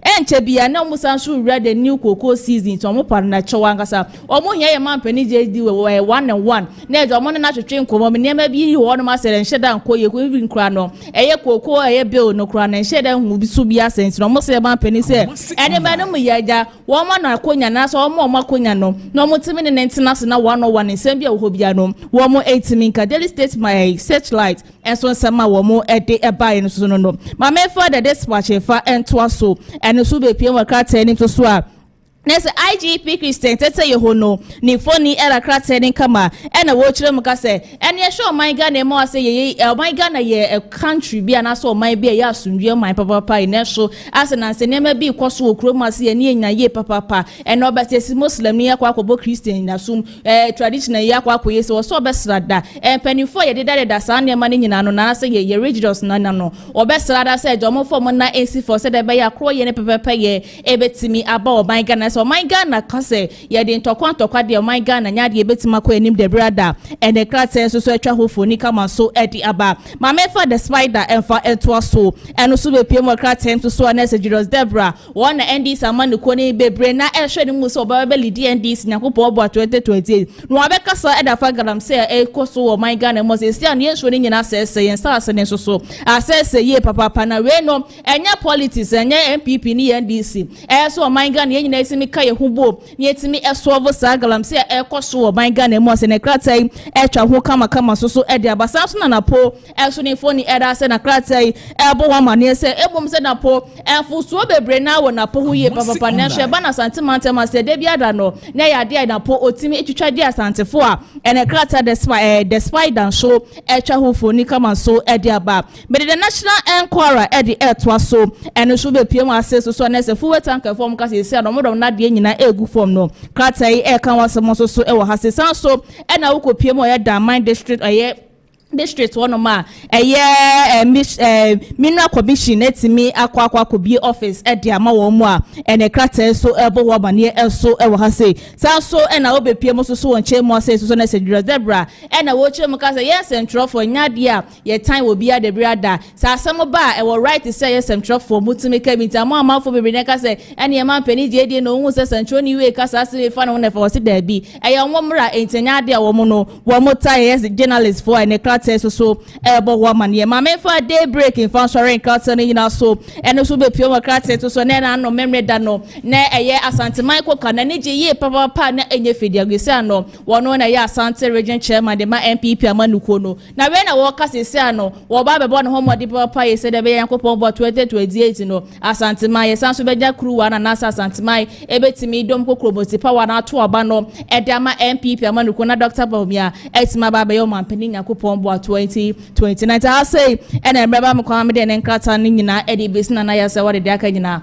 e da beto aso de ma yeti for da ne de nyomoje bre eti Kumaso Light TV TV and face of friends of KNT nana yasa ba okay ATP ya better wasiye papa sense sama hodra ba won krata ni mo no wode ne nyina no asom yen communicators for today so I radio mo ba betina say na ya twetwe enkomo na before ansa na mama wo mo so akwa aba no Ibrahim Ali na edi nkomo we no obisa say what is the essence of the new patriotic party going to select executives and was one no part they won him for so be was to say MPP amanyoko ni abrese wo mo kwa select executives na mo go select wo mo no e de be mpa na mo de ba be 2028 so far as Dr. Mahmoud Bawumia so remains the flag bearer for the new patriotic party enyade party no ebetumi aba bemunti sa party na ni abrese 2028 wo be so mo di nkonim dia e was say wo mo e drop Dr. Mahmoud Bawumia was it daddy de nyina ya na mafo ta ka say oh na 2016 kra no MPP amanyoko wo mo bo eye ye man His Excellency John Dramani Mahama from Frama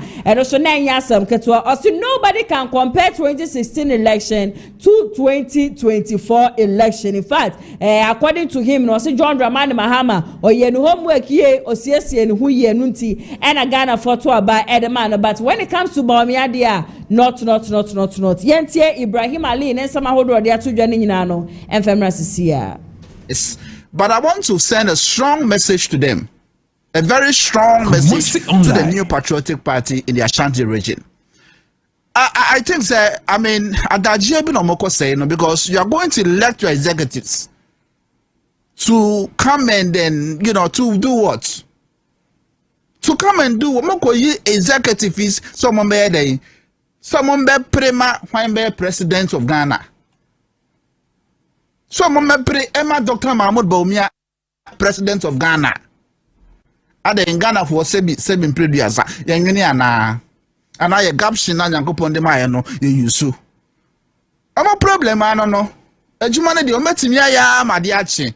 But if Dr. Mahmoud Bawumia ekoso eyo candidate, they will go for election 100 times and lose 100 times. That's tack of say womodi Bawumia body emwa womo party no. And so I've said it on several occasions. Say mo person we headway na party no ya kono. Na obia epe party no place obe don party. See the net here kanena. They should change their presidential candidates. But they are making a certain argument. In 2016, for instance, JDM in 2016, for instance, JDM won. Sebi, he lost by about 963,000 votes. I've forgotten that 950,000 there about votes. And at a point, it was as though they are writing. Kumasi online. Lose by 950,000 plus.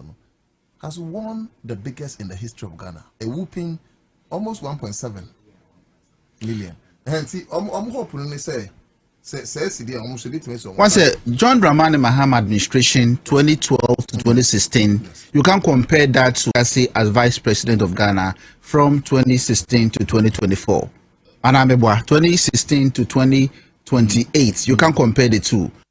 Because President John Dramani Mahama, I say or a mistake in kitting video in the first term.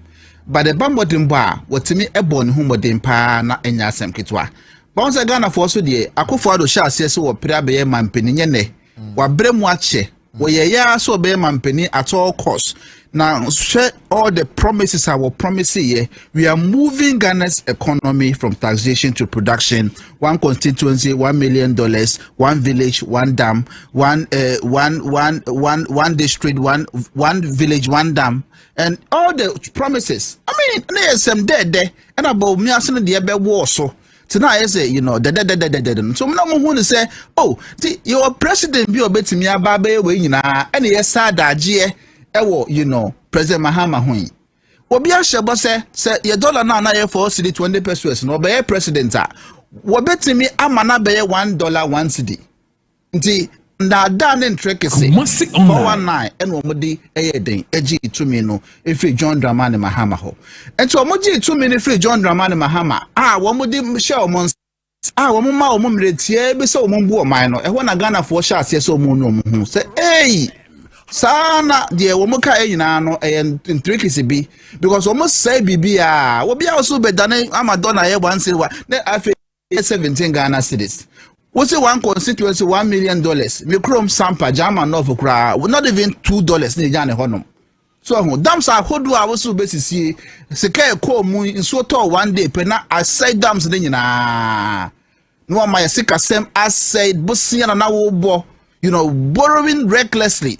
And your mind no she say now what channel does unemployment rate I bet you somewhere around 14 12 was it 8.4%. We freeze no be 15%, 14.7.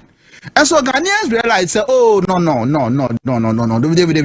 the man fire na Mahama ni sa say na be call the and yanko fire Mahama ni sa and until na convincingly John Dramani Mahama esamba ya wona that unprecedented you know victory no. So you can compare the two. You can only compare the two when you have something to talk about His Excellency, our Vice President, Dr. Bawumia. If you have something to talk about, I mean, from what I say, not even one of their policies, flashy policies, I want to buy it to be about whom the other free SHS. Free SHS. What can say free SHS? But free SHS, honestly, even though it was a very, you know, pragmatic policy, you know, initiative, John Dramani Mahama Shah says so progressive. Even though it was very fantastic, it was wonderful. I think that they didn't put the foundation. Foundation, every man roll it out. So the 24-hour economy, that Shah says market, a foundation to roll it out. They said because of say oh let us achieve a political campaign message and almost say oh Ibrahim Ali and Ayetiana Seminina Abba Watcher say NPP amanyo ko ne bidi abede no mo select executives so mewie regional wo mo edu national no so no de wo hu faso bia e wo so esan say Dr. Mahmoud Bawumia o masan so de na ba de on mobile 2028 enya de a ebetimi afa ede ama wo mo communicators for today so aba betnasia yeba aba betwetwe enkomo ede afa ensama hudra echegu e wo ye man Ghana and Bernard KG ya Wakasa Edema, the new patriotic party Saso, and Daniel Mensa Wanonso, Ekasa Edema, the base movement. Mekwa Wamo and Chineja, Mama Wominano, Aquaba Shonko, Eddie, Abba Showdown, Jumedia Su, Kumasi Online TV, TV, and our face on the Friends of Ken TV. Alexis. Yes, madam. Bibi Abokodi.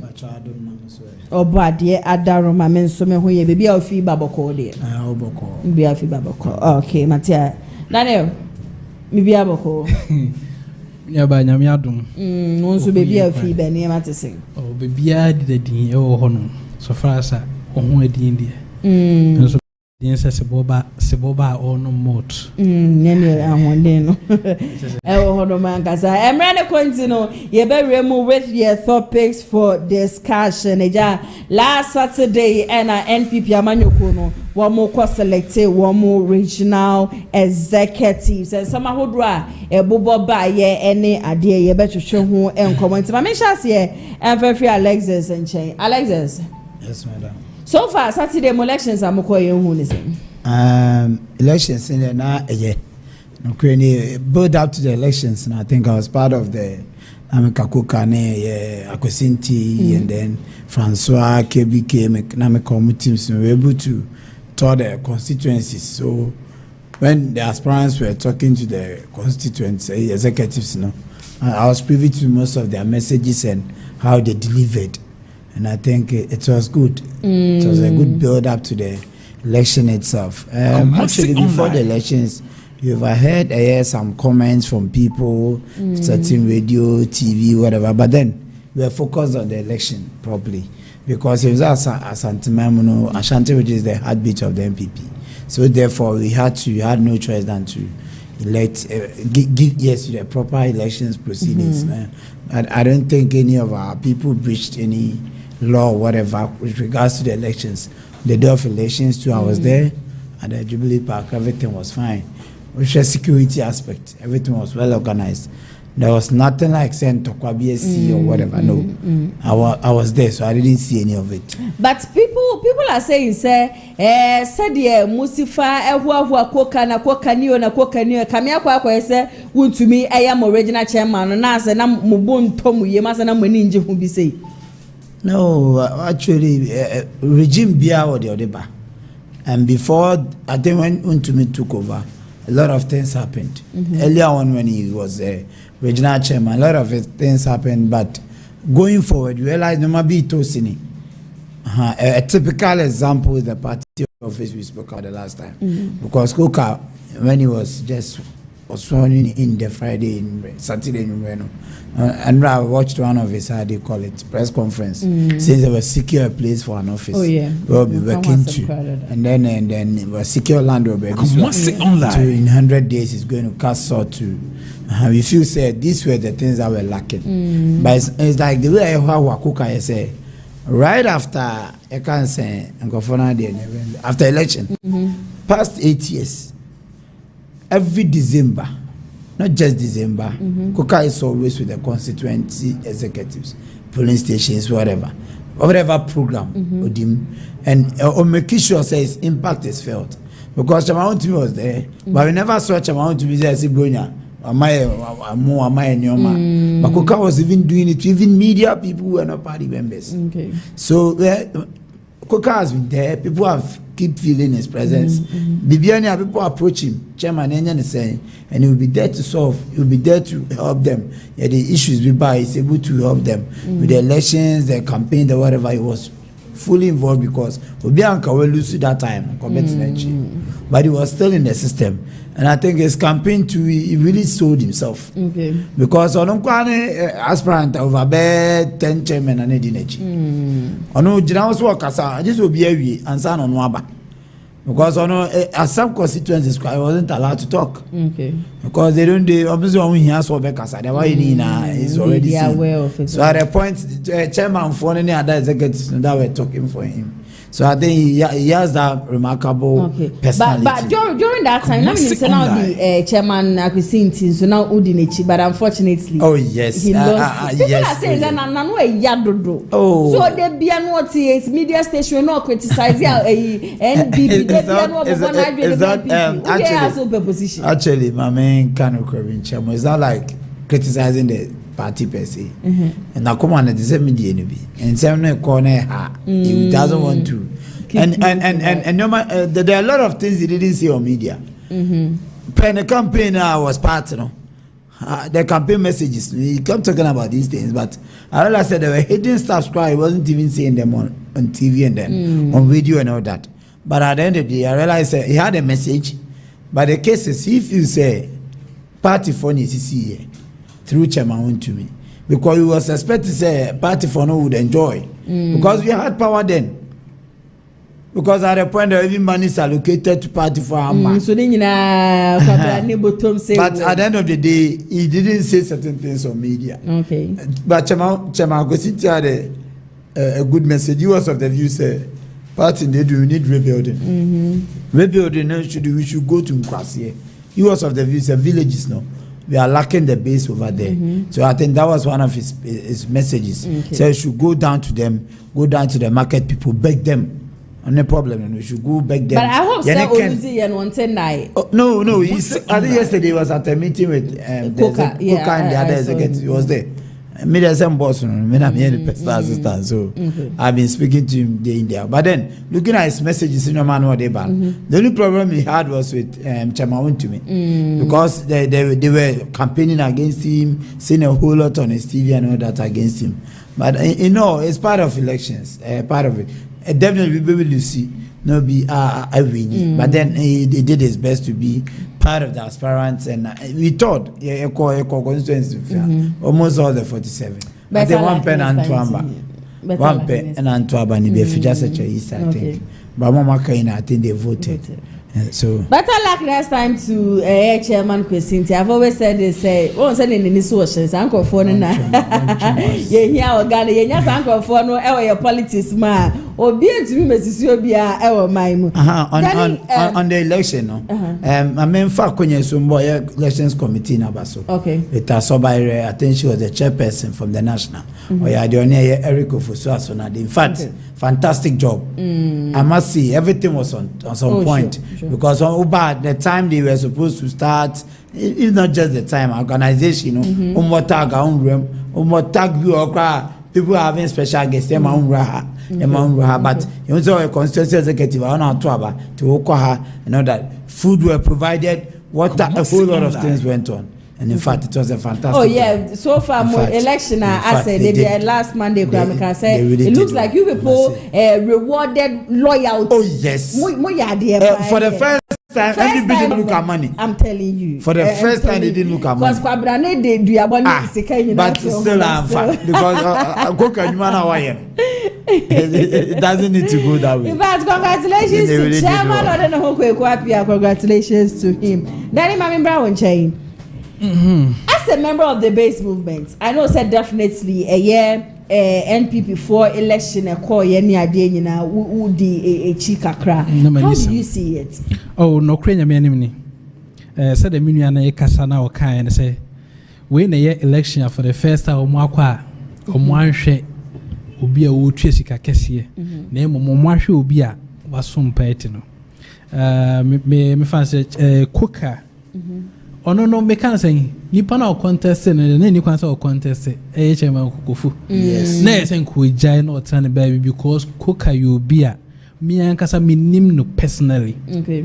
Mini alliance beer. Name or your beer since they one bro ne won to me call a union on 10 night. On shadow who me I can't say media so giddy name mum Jumedia ye didn't work from there. Or your best. Obia or I can't say or NDC mood I can't say nipa or boabo mono or bohaka clan or bohaka class. I nipa no were very, very dangerous. And I can't say where I said that I had more say or more dio mujuma no more corner pepe pemu. I think certain kind maybe a tremuno in the Sianka who ye sa and never be a course where a bread tremuno and come a brebe once now. I make a Ken money.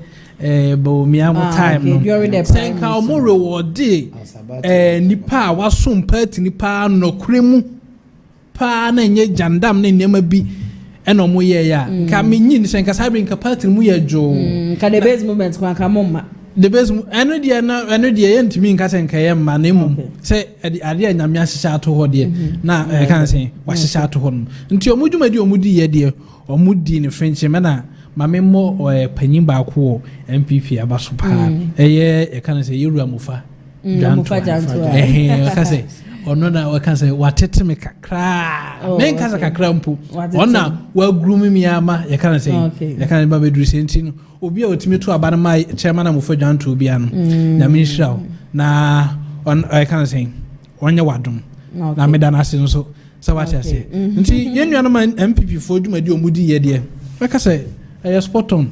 Obi bi omuyi ni bia mente se dede bi e koso ba bibia. Mente se aduma de ni bi ba bibia. Nti kakra meka afa ho ano no. Okay. Oh yeah, ade de my ade. Yeah, first in history. As I said, I always said during the presidential primaries, you know, sanka corner sa kasabe nka wetinu akemi bi a ekoso ne edidi atem ne ade nyina and another message ana the back cross and kabesi kwebi ana kamba ya kosinti. He was of the view honorable KennedyAgyapong abo MPP party. Yeah. It's not time I say we nkona. He was of the view say if he should win power. Even I think Chairman Koka is going to do that. We should win power. Yeah, elections he's going we will be going to honorable Ken to talk to him. It's not just talking to him. Yeah. I think that was one of our questions. No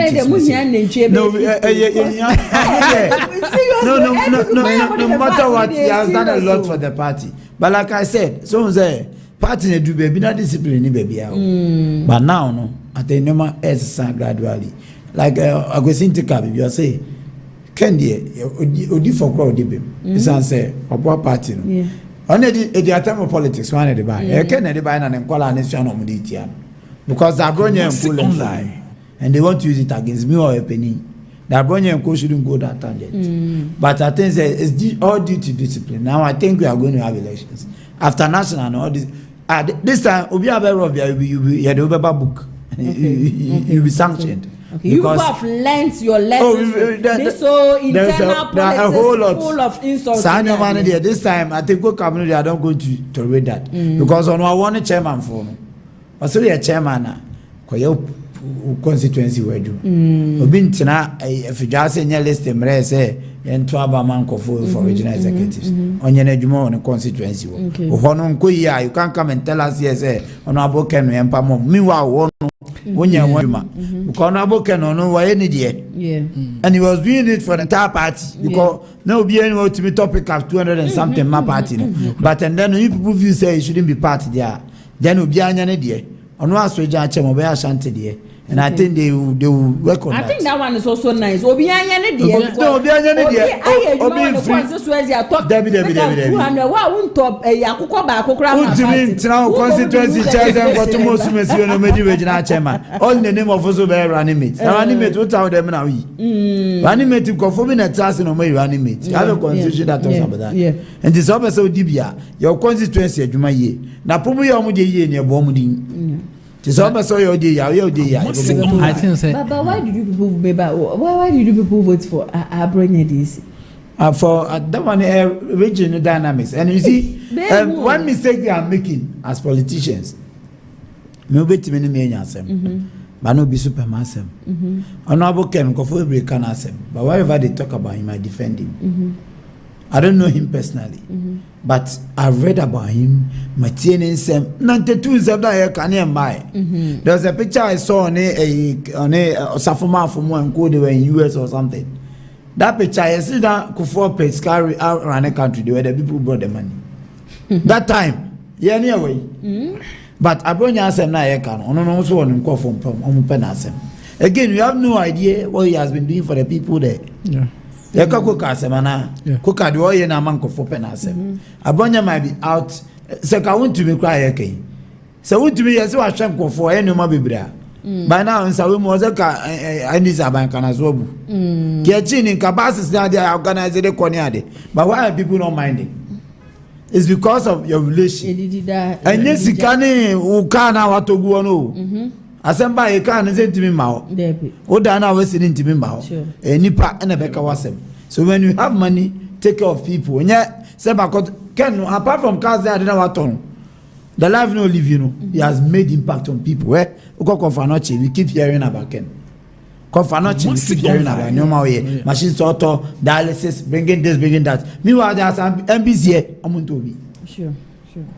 And Tabranya he also has his negatives, but his relation with people there.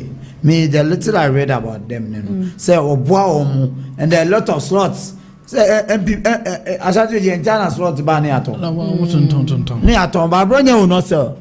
Obi o take class yes we free wa school UK. Okay. Oh, in the name of your man scholarship. Okay. As a regional chairman, MP Diaba or the co. Send this in a walk around unya or the mom. He himself too has been helping. So that's why I say more intensity. Debbie, I don't know there. Or boa woman quad. No, and I'm so time will be a.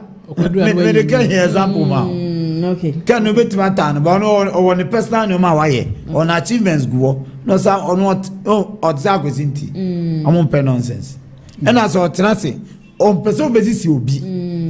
That's what I've realized about Kennedy. On one to mouse. Yeah. Into when I'm going here, I know can them win to have a cannabon thing. No, no. Sana goes into the But Dan, how did you feel when you realized that Bronya DC won as the Bono regional chairman? No, Krenya me anymore.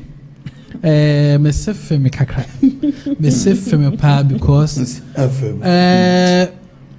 ohwe dwumadi a wadi awo man ni ne ensem ne niema ekoso efa ne ho na e kana sen yenua mo san ko gina mu to aba edema na no Krenya me ni na me sia fem but fabim no se na menua na e ka no sa eyeden a ye won krofo mo yeden o mo pe na asem na ye won krofo so wa yeden wabo mo nti eyeden a ebekọ na side nti honom ne de be ka na sen meja ma mo to ma no mo nanim na ewu na ye e kan sen na menua na e ka won se yewura koka asem bi won se bible mu ye se oba bi ka se Yesu uba antama nka menua yi wa nyeden wanwu senka koka ena na ye e kan se chairman Asante regional chairman pasa nka menyi ni se niema na kokokoso 1 pp mu ni wa niema mu no enka ekoso me kura me timi hu se ye wura wontumi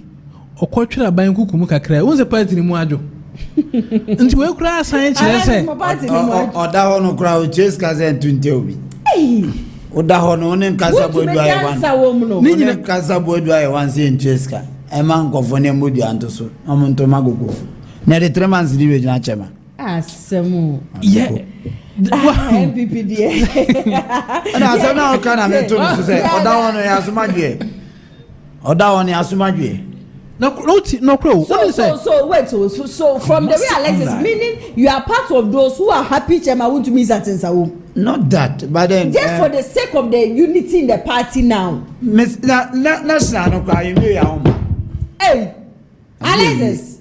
MPP ni pa na chairman want to miss that Sawo. I'm no gonna say munye national no kwe. Chairman want to be cross yes we be contest national chairman. But my MP na form ho no kakra. Alexis.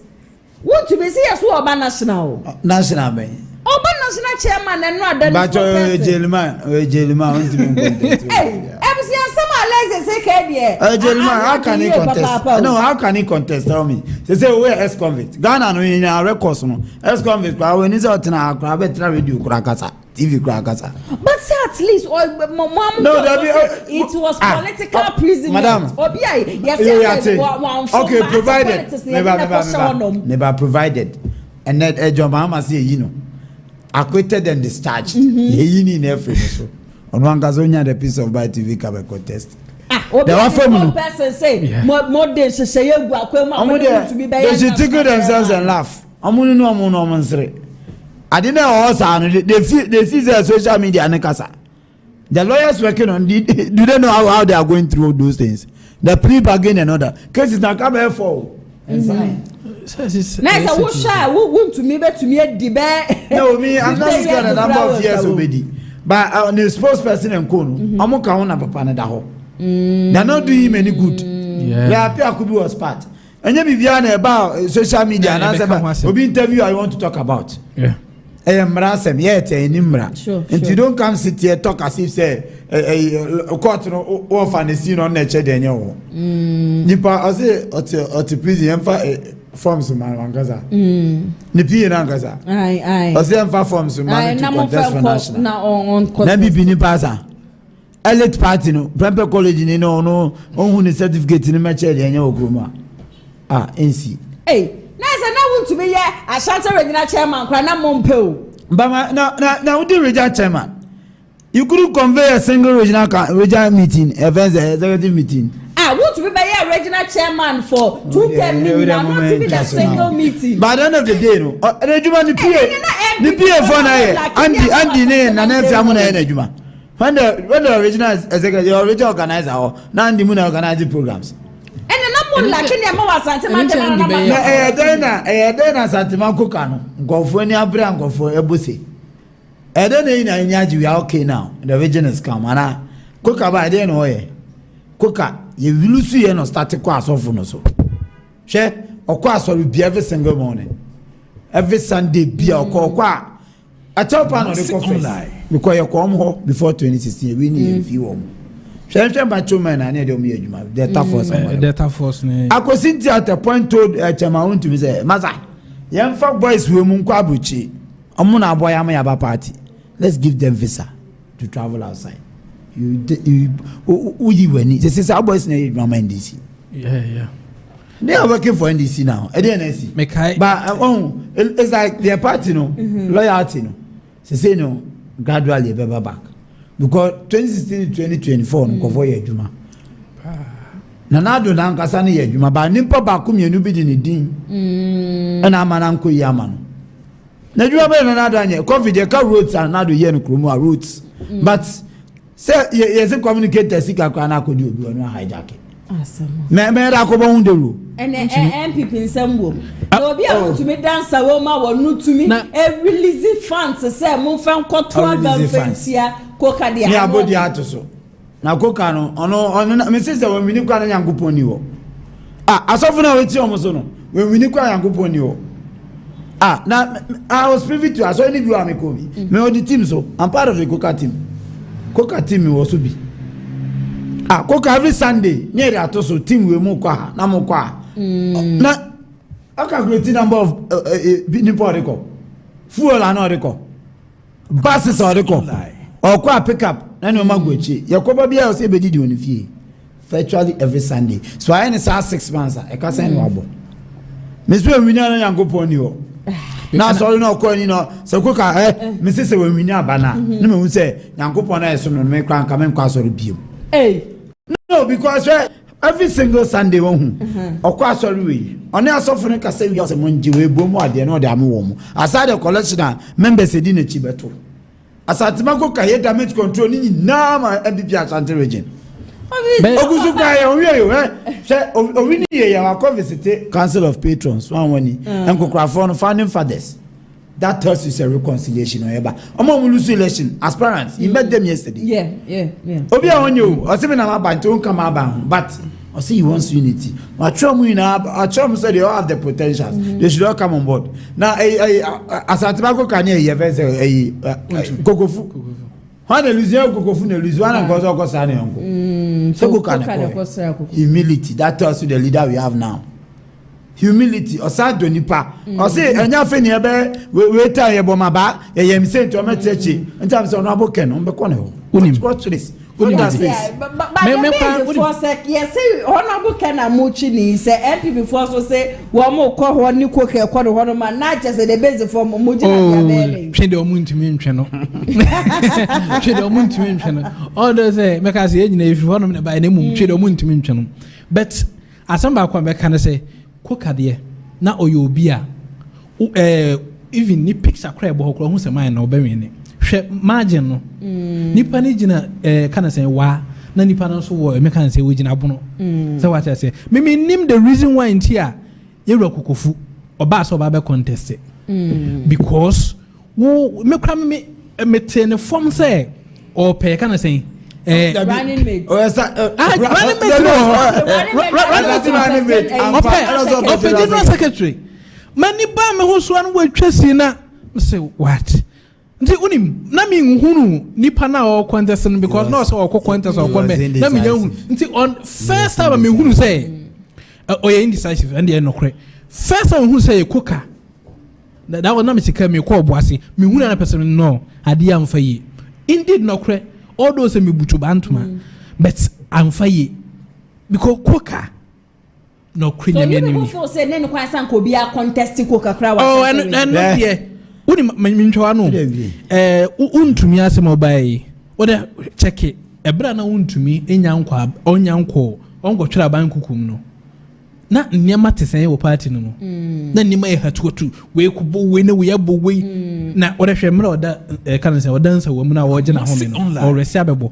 Wode hwɛ saa mmerɛ we no party no mu tesɛn. Na evidence search kra mo constituency election e course wontumi nyankwo nsa wɔ mu no. Nipa o mo ko select no a we need that constituency election ba bonte be ka say they will not vote again put tene JFK ba say they have to go and vote because they will not vote again wontumi ko twere nsa wɔ mu no wo de America ba ye say the okan ye bia wo say obi afanche na ni ade because they realize say on power bio yes ni power bonity because wontumi make certain mistakes national sanction na national say they tell that to abama wo akọ eswere national say date no dem rabai no say ye ehun hihye ye kọ na say aha no album na nko yi let's call both parties let's sit solve the whole issue then we vote o so mpene ukọ ya nto oba na ukọ na akoso mu in that man go ehonum no kra eka eno ka asem say e kan say sabre no na mra nya adwuma wo mu no amanyoku a omode mra ya adwuma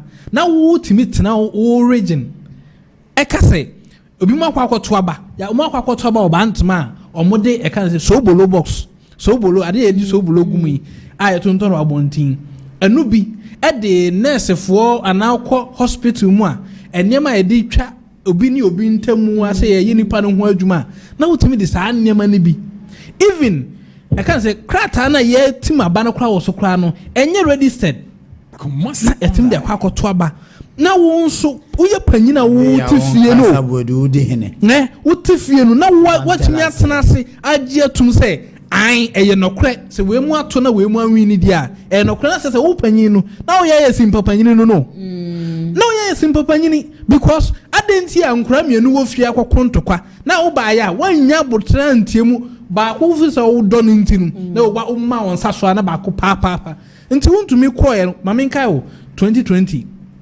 a ebenya nkrofo bebre 1pp ma omukọ omugina content kro nyina eye hwan unopposed mintimi ne nya adwuma na e ma ko mintimi ne nya adwuma na e ma ko sintisifo ena ma party no lusu massive vote awa Asante region abra bi nsida nti se ewura wontumi akotwera banku kumudi na oje na homedi Mami bia phone lines no Fantum 0550623377 NPP amanyoko election a wo mo call Saturday no wo bibi ekafa ho a obetumi afre abaso na onso wo de wadwenche aba betu 0550623377 na mane sada kasafoni na sinto ba so afre eba jumedie ne so a obetumi afre na be free Germany aba mo wo temazese o me dem di na chi o mo trying live okay me sure ne aseda ne o ma me ne Auntie Mary they are watching Mike they are watching that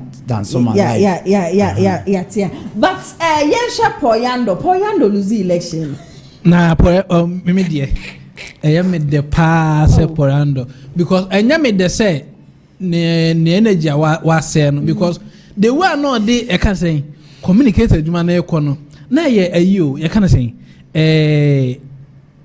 me kan say na ye jovial eniema bi because say but don't you see said that is a style of communication I understand but even when NPP was in government sana Poyando ankasa wakasa na bisa say abe no be wini da na ye ni papa mu no no go wini bibi wini bibi obi na man position akọ wini bibi na me kan sa rule na de man na ye ne papa communication director enya ne papa mu it was Dennis Kwakwa events commander Dennis Kwakwa the winning current national regional organizer he was the communication director he was the one who even brought me to the communication okay mo hold you on na me nko ahoma ne so good afternoon we dey baby akase free good afternoon Anaya Kingsley Neon yo akaba na ti say na na me adome hu yo na nso yo na so ye na me tia o panit for ni na mojos won say ko kabaya no afre na say NPP for youth no and some of NPP for be adwin sorry to say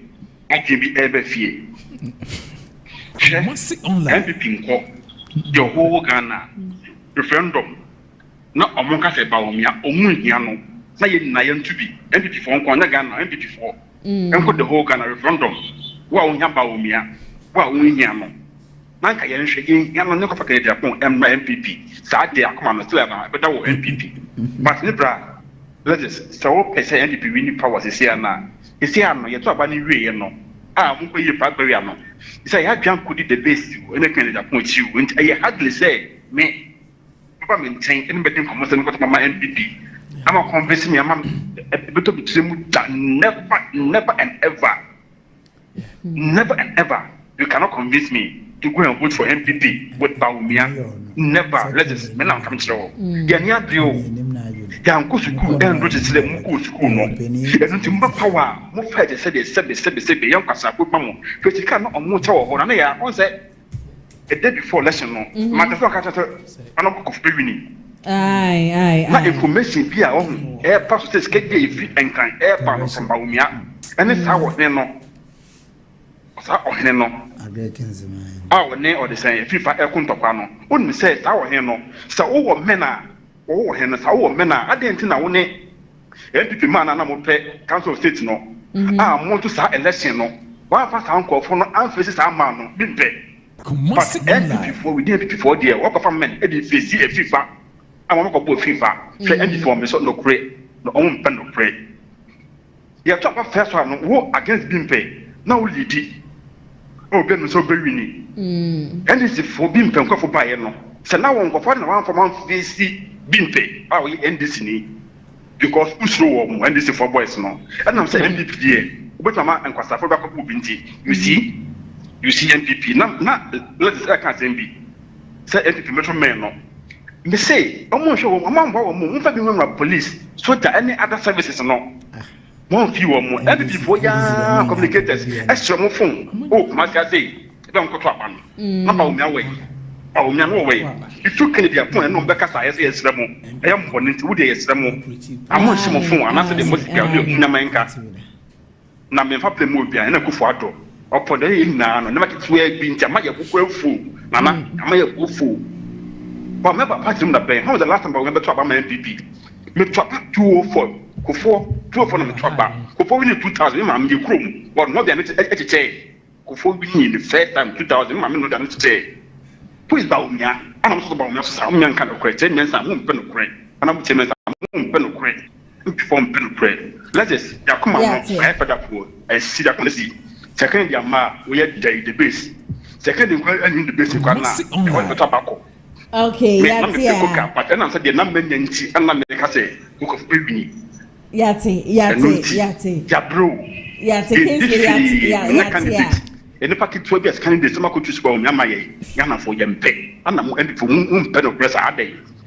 I'm washing my girlfriends who move to Katokas mom. I get no down with any demand my own yet pray. Kiss me that's it. Papa say ofre eba so what's up say ofre eba so betimi afre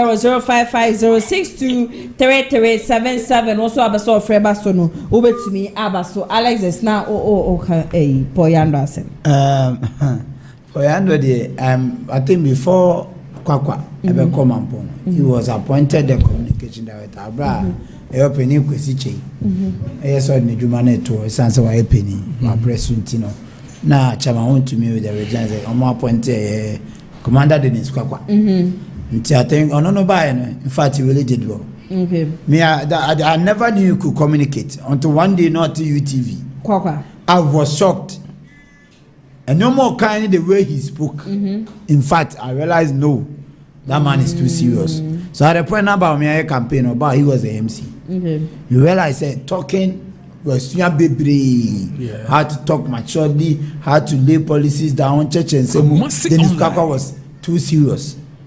No, best until so council or call a mampo or MP. And when a papa ya cancer body or Sansuji boss say or Kobodu a Sikaso a honum to Tia Kwakwa. Nice cancer go do say be sumina so why problem MPP mo as say I didn't push so no a council of a patron so no member aje nzamuri amawan na say aje won constituency obi a we penny na constituency bia etuma bi ye hwa odwumadi a we bo party na buti aje It's answer Kojina media. Eka says, Omoni and Memo, Mumbre, if you just a issue, and Metuaba. And we wanted to show only in your party. That was why we went to mention, so I told we have Nanado, I talk our winner one money. We don't care, it's a relationship with Nanado. Party Nanado, they always want in the field. Yes, MPP. So at the end of the day, I want to Chamabute mucho man say, this time Mama just have patron reference. It can be, he's no more a patron of the MPP. Then on time if he any ever trouble, I just had to go meet people or go to Escazom to Jacoka. Says Adane. Says Adane. That's my bow, Chairman Booty. First, no, Chairman Booty. What happened was that your chairman, Ayarian, he was acting meeting Bianoba. Okay. But he wasn't able to solve about out any idea. But as we speak now, on two my beatings in the biome. Okay. Into how much Chamambuta taking full control. But you don't get me. That time Chamambuta in Kasanye say meeting and a chairman team. Chamambuta also no advice. A whole chairman on its own. Now a whole chairman is on a chair proper. Okay. And no one no one take the action. Let us see who are on a chair. Yeah, Papa was one contest to be. Oh no. But only also one contest to be. America Craya wedding war party mono. Or the name of Tunaka. Oh, and I say, our chairman, no, no, fit, sir, but you see, no, cause Jaimano in the first place. Yeah. But the constitution was that time, Yano, you should be there. And no, Timinia car, if we are, usually, no, Jeff can communicate. Yes. You're not second to no communicate. Or communicate, but we take it, say, if you chairman, whatever. But even outside that, people are even denigrating JFK. At a point, we have a choice. We should maintain him because on the top down. Oh, me cry my cable platforms to be say. But at the end of the day, the policies are not taking any JFK. Or not meeting him as a secretary. Or no any Pabako. The vote yes. Decision, no. Even national council, there are many. Your MPs were so, your council of elders were so, your so many people on the national council. And the council no JF can never communicate. It doesn't mean so no content and take it decision. You take you as a communicate. Okay, as the secretary. As a secretary, and JF there. On your bonibia baby, the case is that there are certain policies at home. I'm not saying I'm take a decision. I don't understand it here. I'm on fire, only say. Okay. They on the say Becca. At the point people kept meaning converse chats of Nana, and yet, me shen Yamamu Panana, me can't say first name be no being in their control. Zani Pana Okweji. Because me shasa de Nyama Aaron is smooth. Anna, I can say this week here, as a Monday or so, JFK bar, can I say, Lawson. But me share the Dimi and how we see Kasana.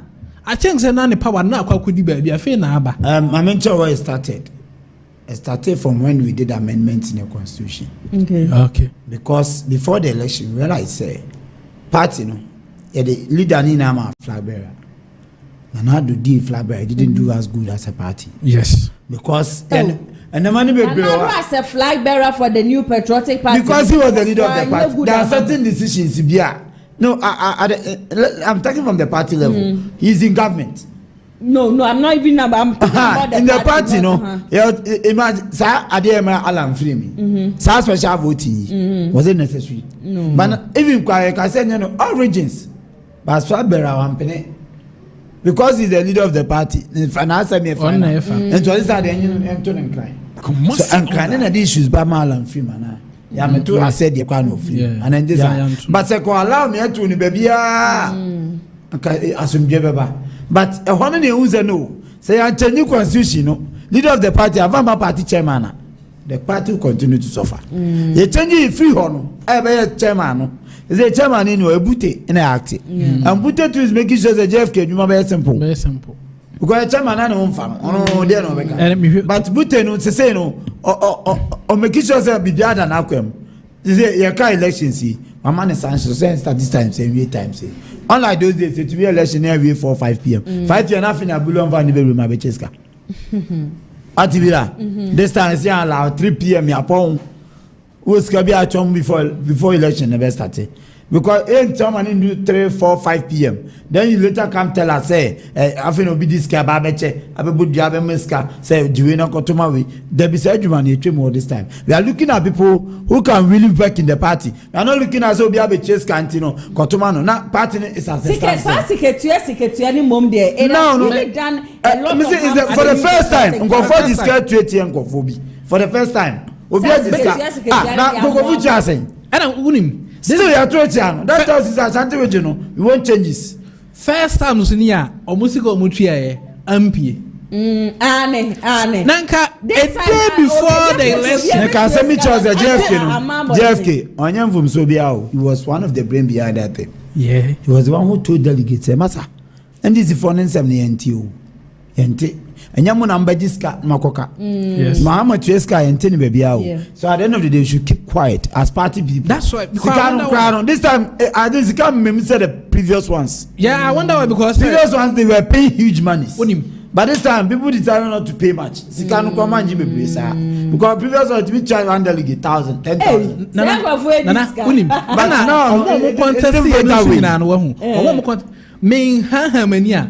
now, but everyone say for the first time in MPP history, Omako election, okay, day before the election, no, Nanka and the now we be Chelsea, for the first time. Okay, well, for the first time, I'm going to be say, Obiante near Koye, a warm Kasa Mukoye na Hankasa home for the first time. Oh my homework, correct your money, my year. But say about 2028 in India, and India, actually. Yes, we are coming like a kind. Yeah, we are coming. Poyando, Mamembo, and call for Bioma winning election, and call for Paye, Francis, Adamako Francois, doctor. Oh, in fact, I was really impressed with him becoming the secretary of the party in Ashanti region. I Kingsley was Chitre. KBK, the only lawyer in the executives, the only lawyer. Oh, in fact, on also I congratulate him, Madam Elena Mensa, on also we near treasurer, on also was one of my candidates. And then Commander Denis Kwakwa. In fact, he has been consistent from youth organizer, Wababidu communication, still he has come to serve the region again. Wasaba, they say, Oguzube organizer, no Queni wa Yejuma, Mekosaba Nabaso, Maboya Keskino, Pokuso Abaso. He has served diligently. We communicate with Kasama party now. I think it's time the doctorate now when I'm reaching on family no my policies. Yes, the last one last word. Santa Mancoca. One time Santa Mancoca on the Mabona Basos. Okay. No Queni before the next month no share. No the abedi chairman. I was into my boss. On shedding and yet Ubiana co-election of winning. Minim send you there or Nepal, Nimsa Santa Mancoca.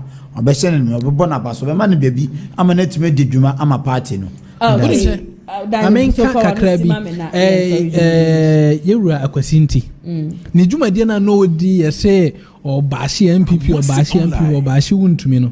Only say no more now Bash name. Nurse said, never be a nurse or moody 2 years now, won't to me 2 years because of Cotangel FM Eka say.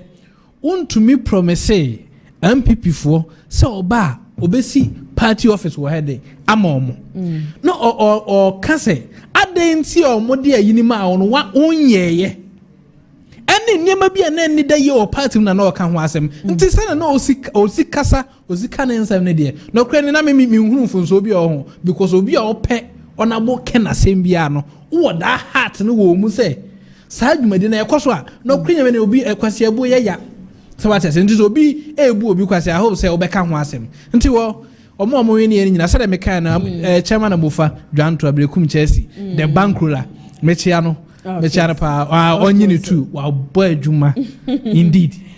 Okay, Abusia ya beda mo amojane ya live nyina asiye papa mo amode madwenche ba ye ne ade nyina so no KennedyAgyapong Nyankopon Asia Markins mehu comment bebre wo bibi ka unfortunately embre no enya aye bia ne sa wona ne me ne wo mo etwetwe enkomo eye Bernard KG Alexis wakasa de the new patriotic party saso na Daniel Mensa dodo na afre no abade dede wono so ekasa ye ede ma the base movement in Chubako bi so adaroma na mitumi ede jumedie ebe so mo me pacho opel lantra to opetakoma top V8 ni ade nyina ata ubetimi aba bepiemu e wo Danis garage na waba beje wo ka baby a wo bia no wo cars no wo mo atete so say who prices no eda boko ankasa cars na so de atiapo we ye free so direct engine da cars ni nyina mo so no papa ka bia wo pato bia no wo mo obi e wo mo showroom location e Kumasi asokwa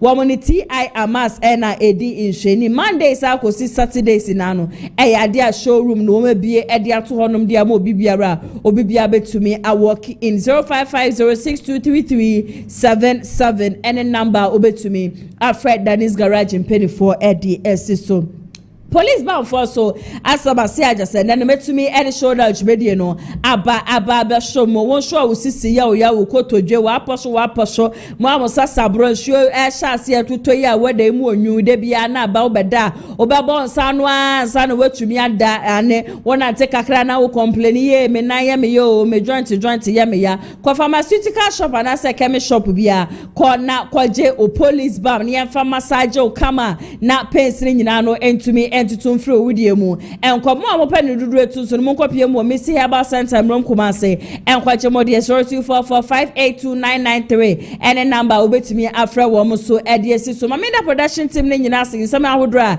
eba won kata ne nyina hana 80 bi de besom ye camera ene MCR so de ya de achese kwajo yeboa ena afe ajosapoma wo mo sanwe juma ena echegu ye executive producer Mr. Daniel yeboa meso amitire and jumedi ebe so mo medin ene nana ya se wanyame ya adoma china exactly 2 p.m. ekosi 4 p.m. ya besan so edi ehia e wo shoulder jumedi so for now ne de makra mo stay safe.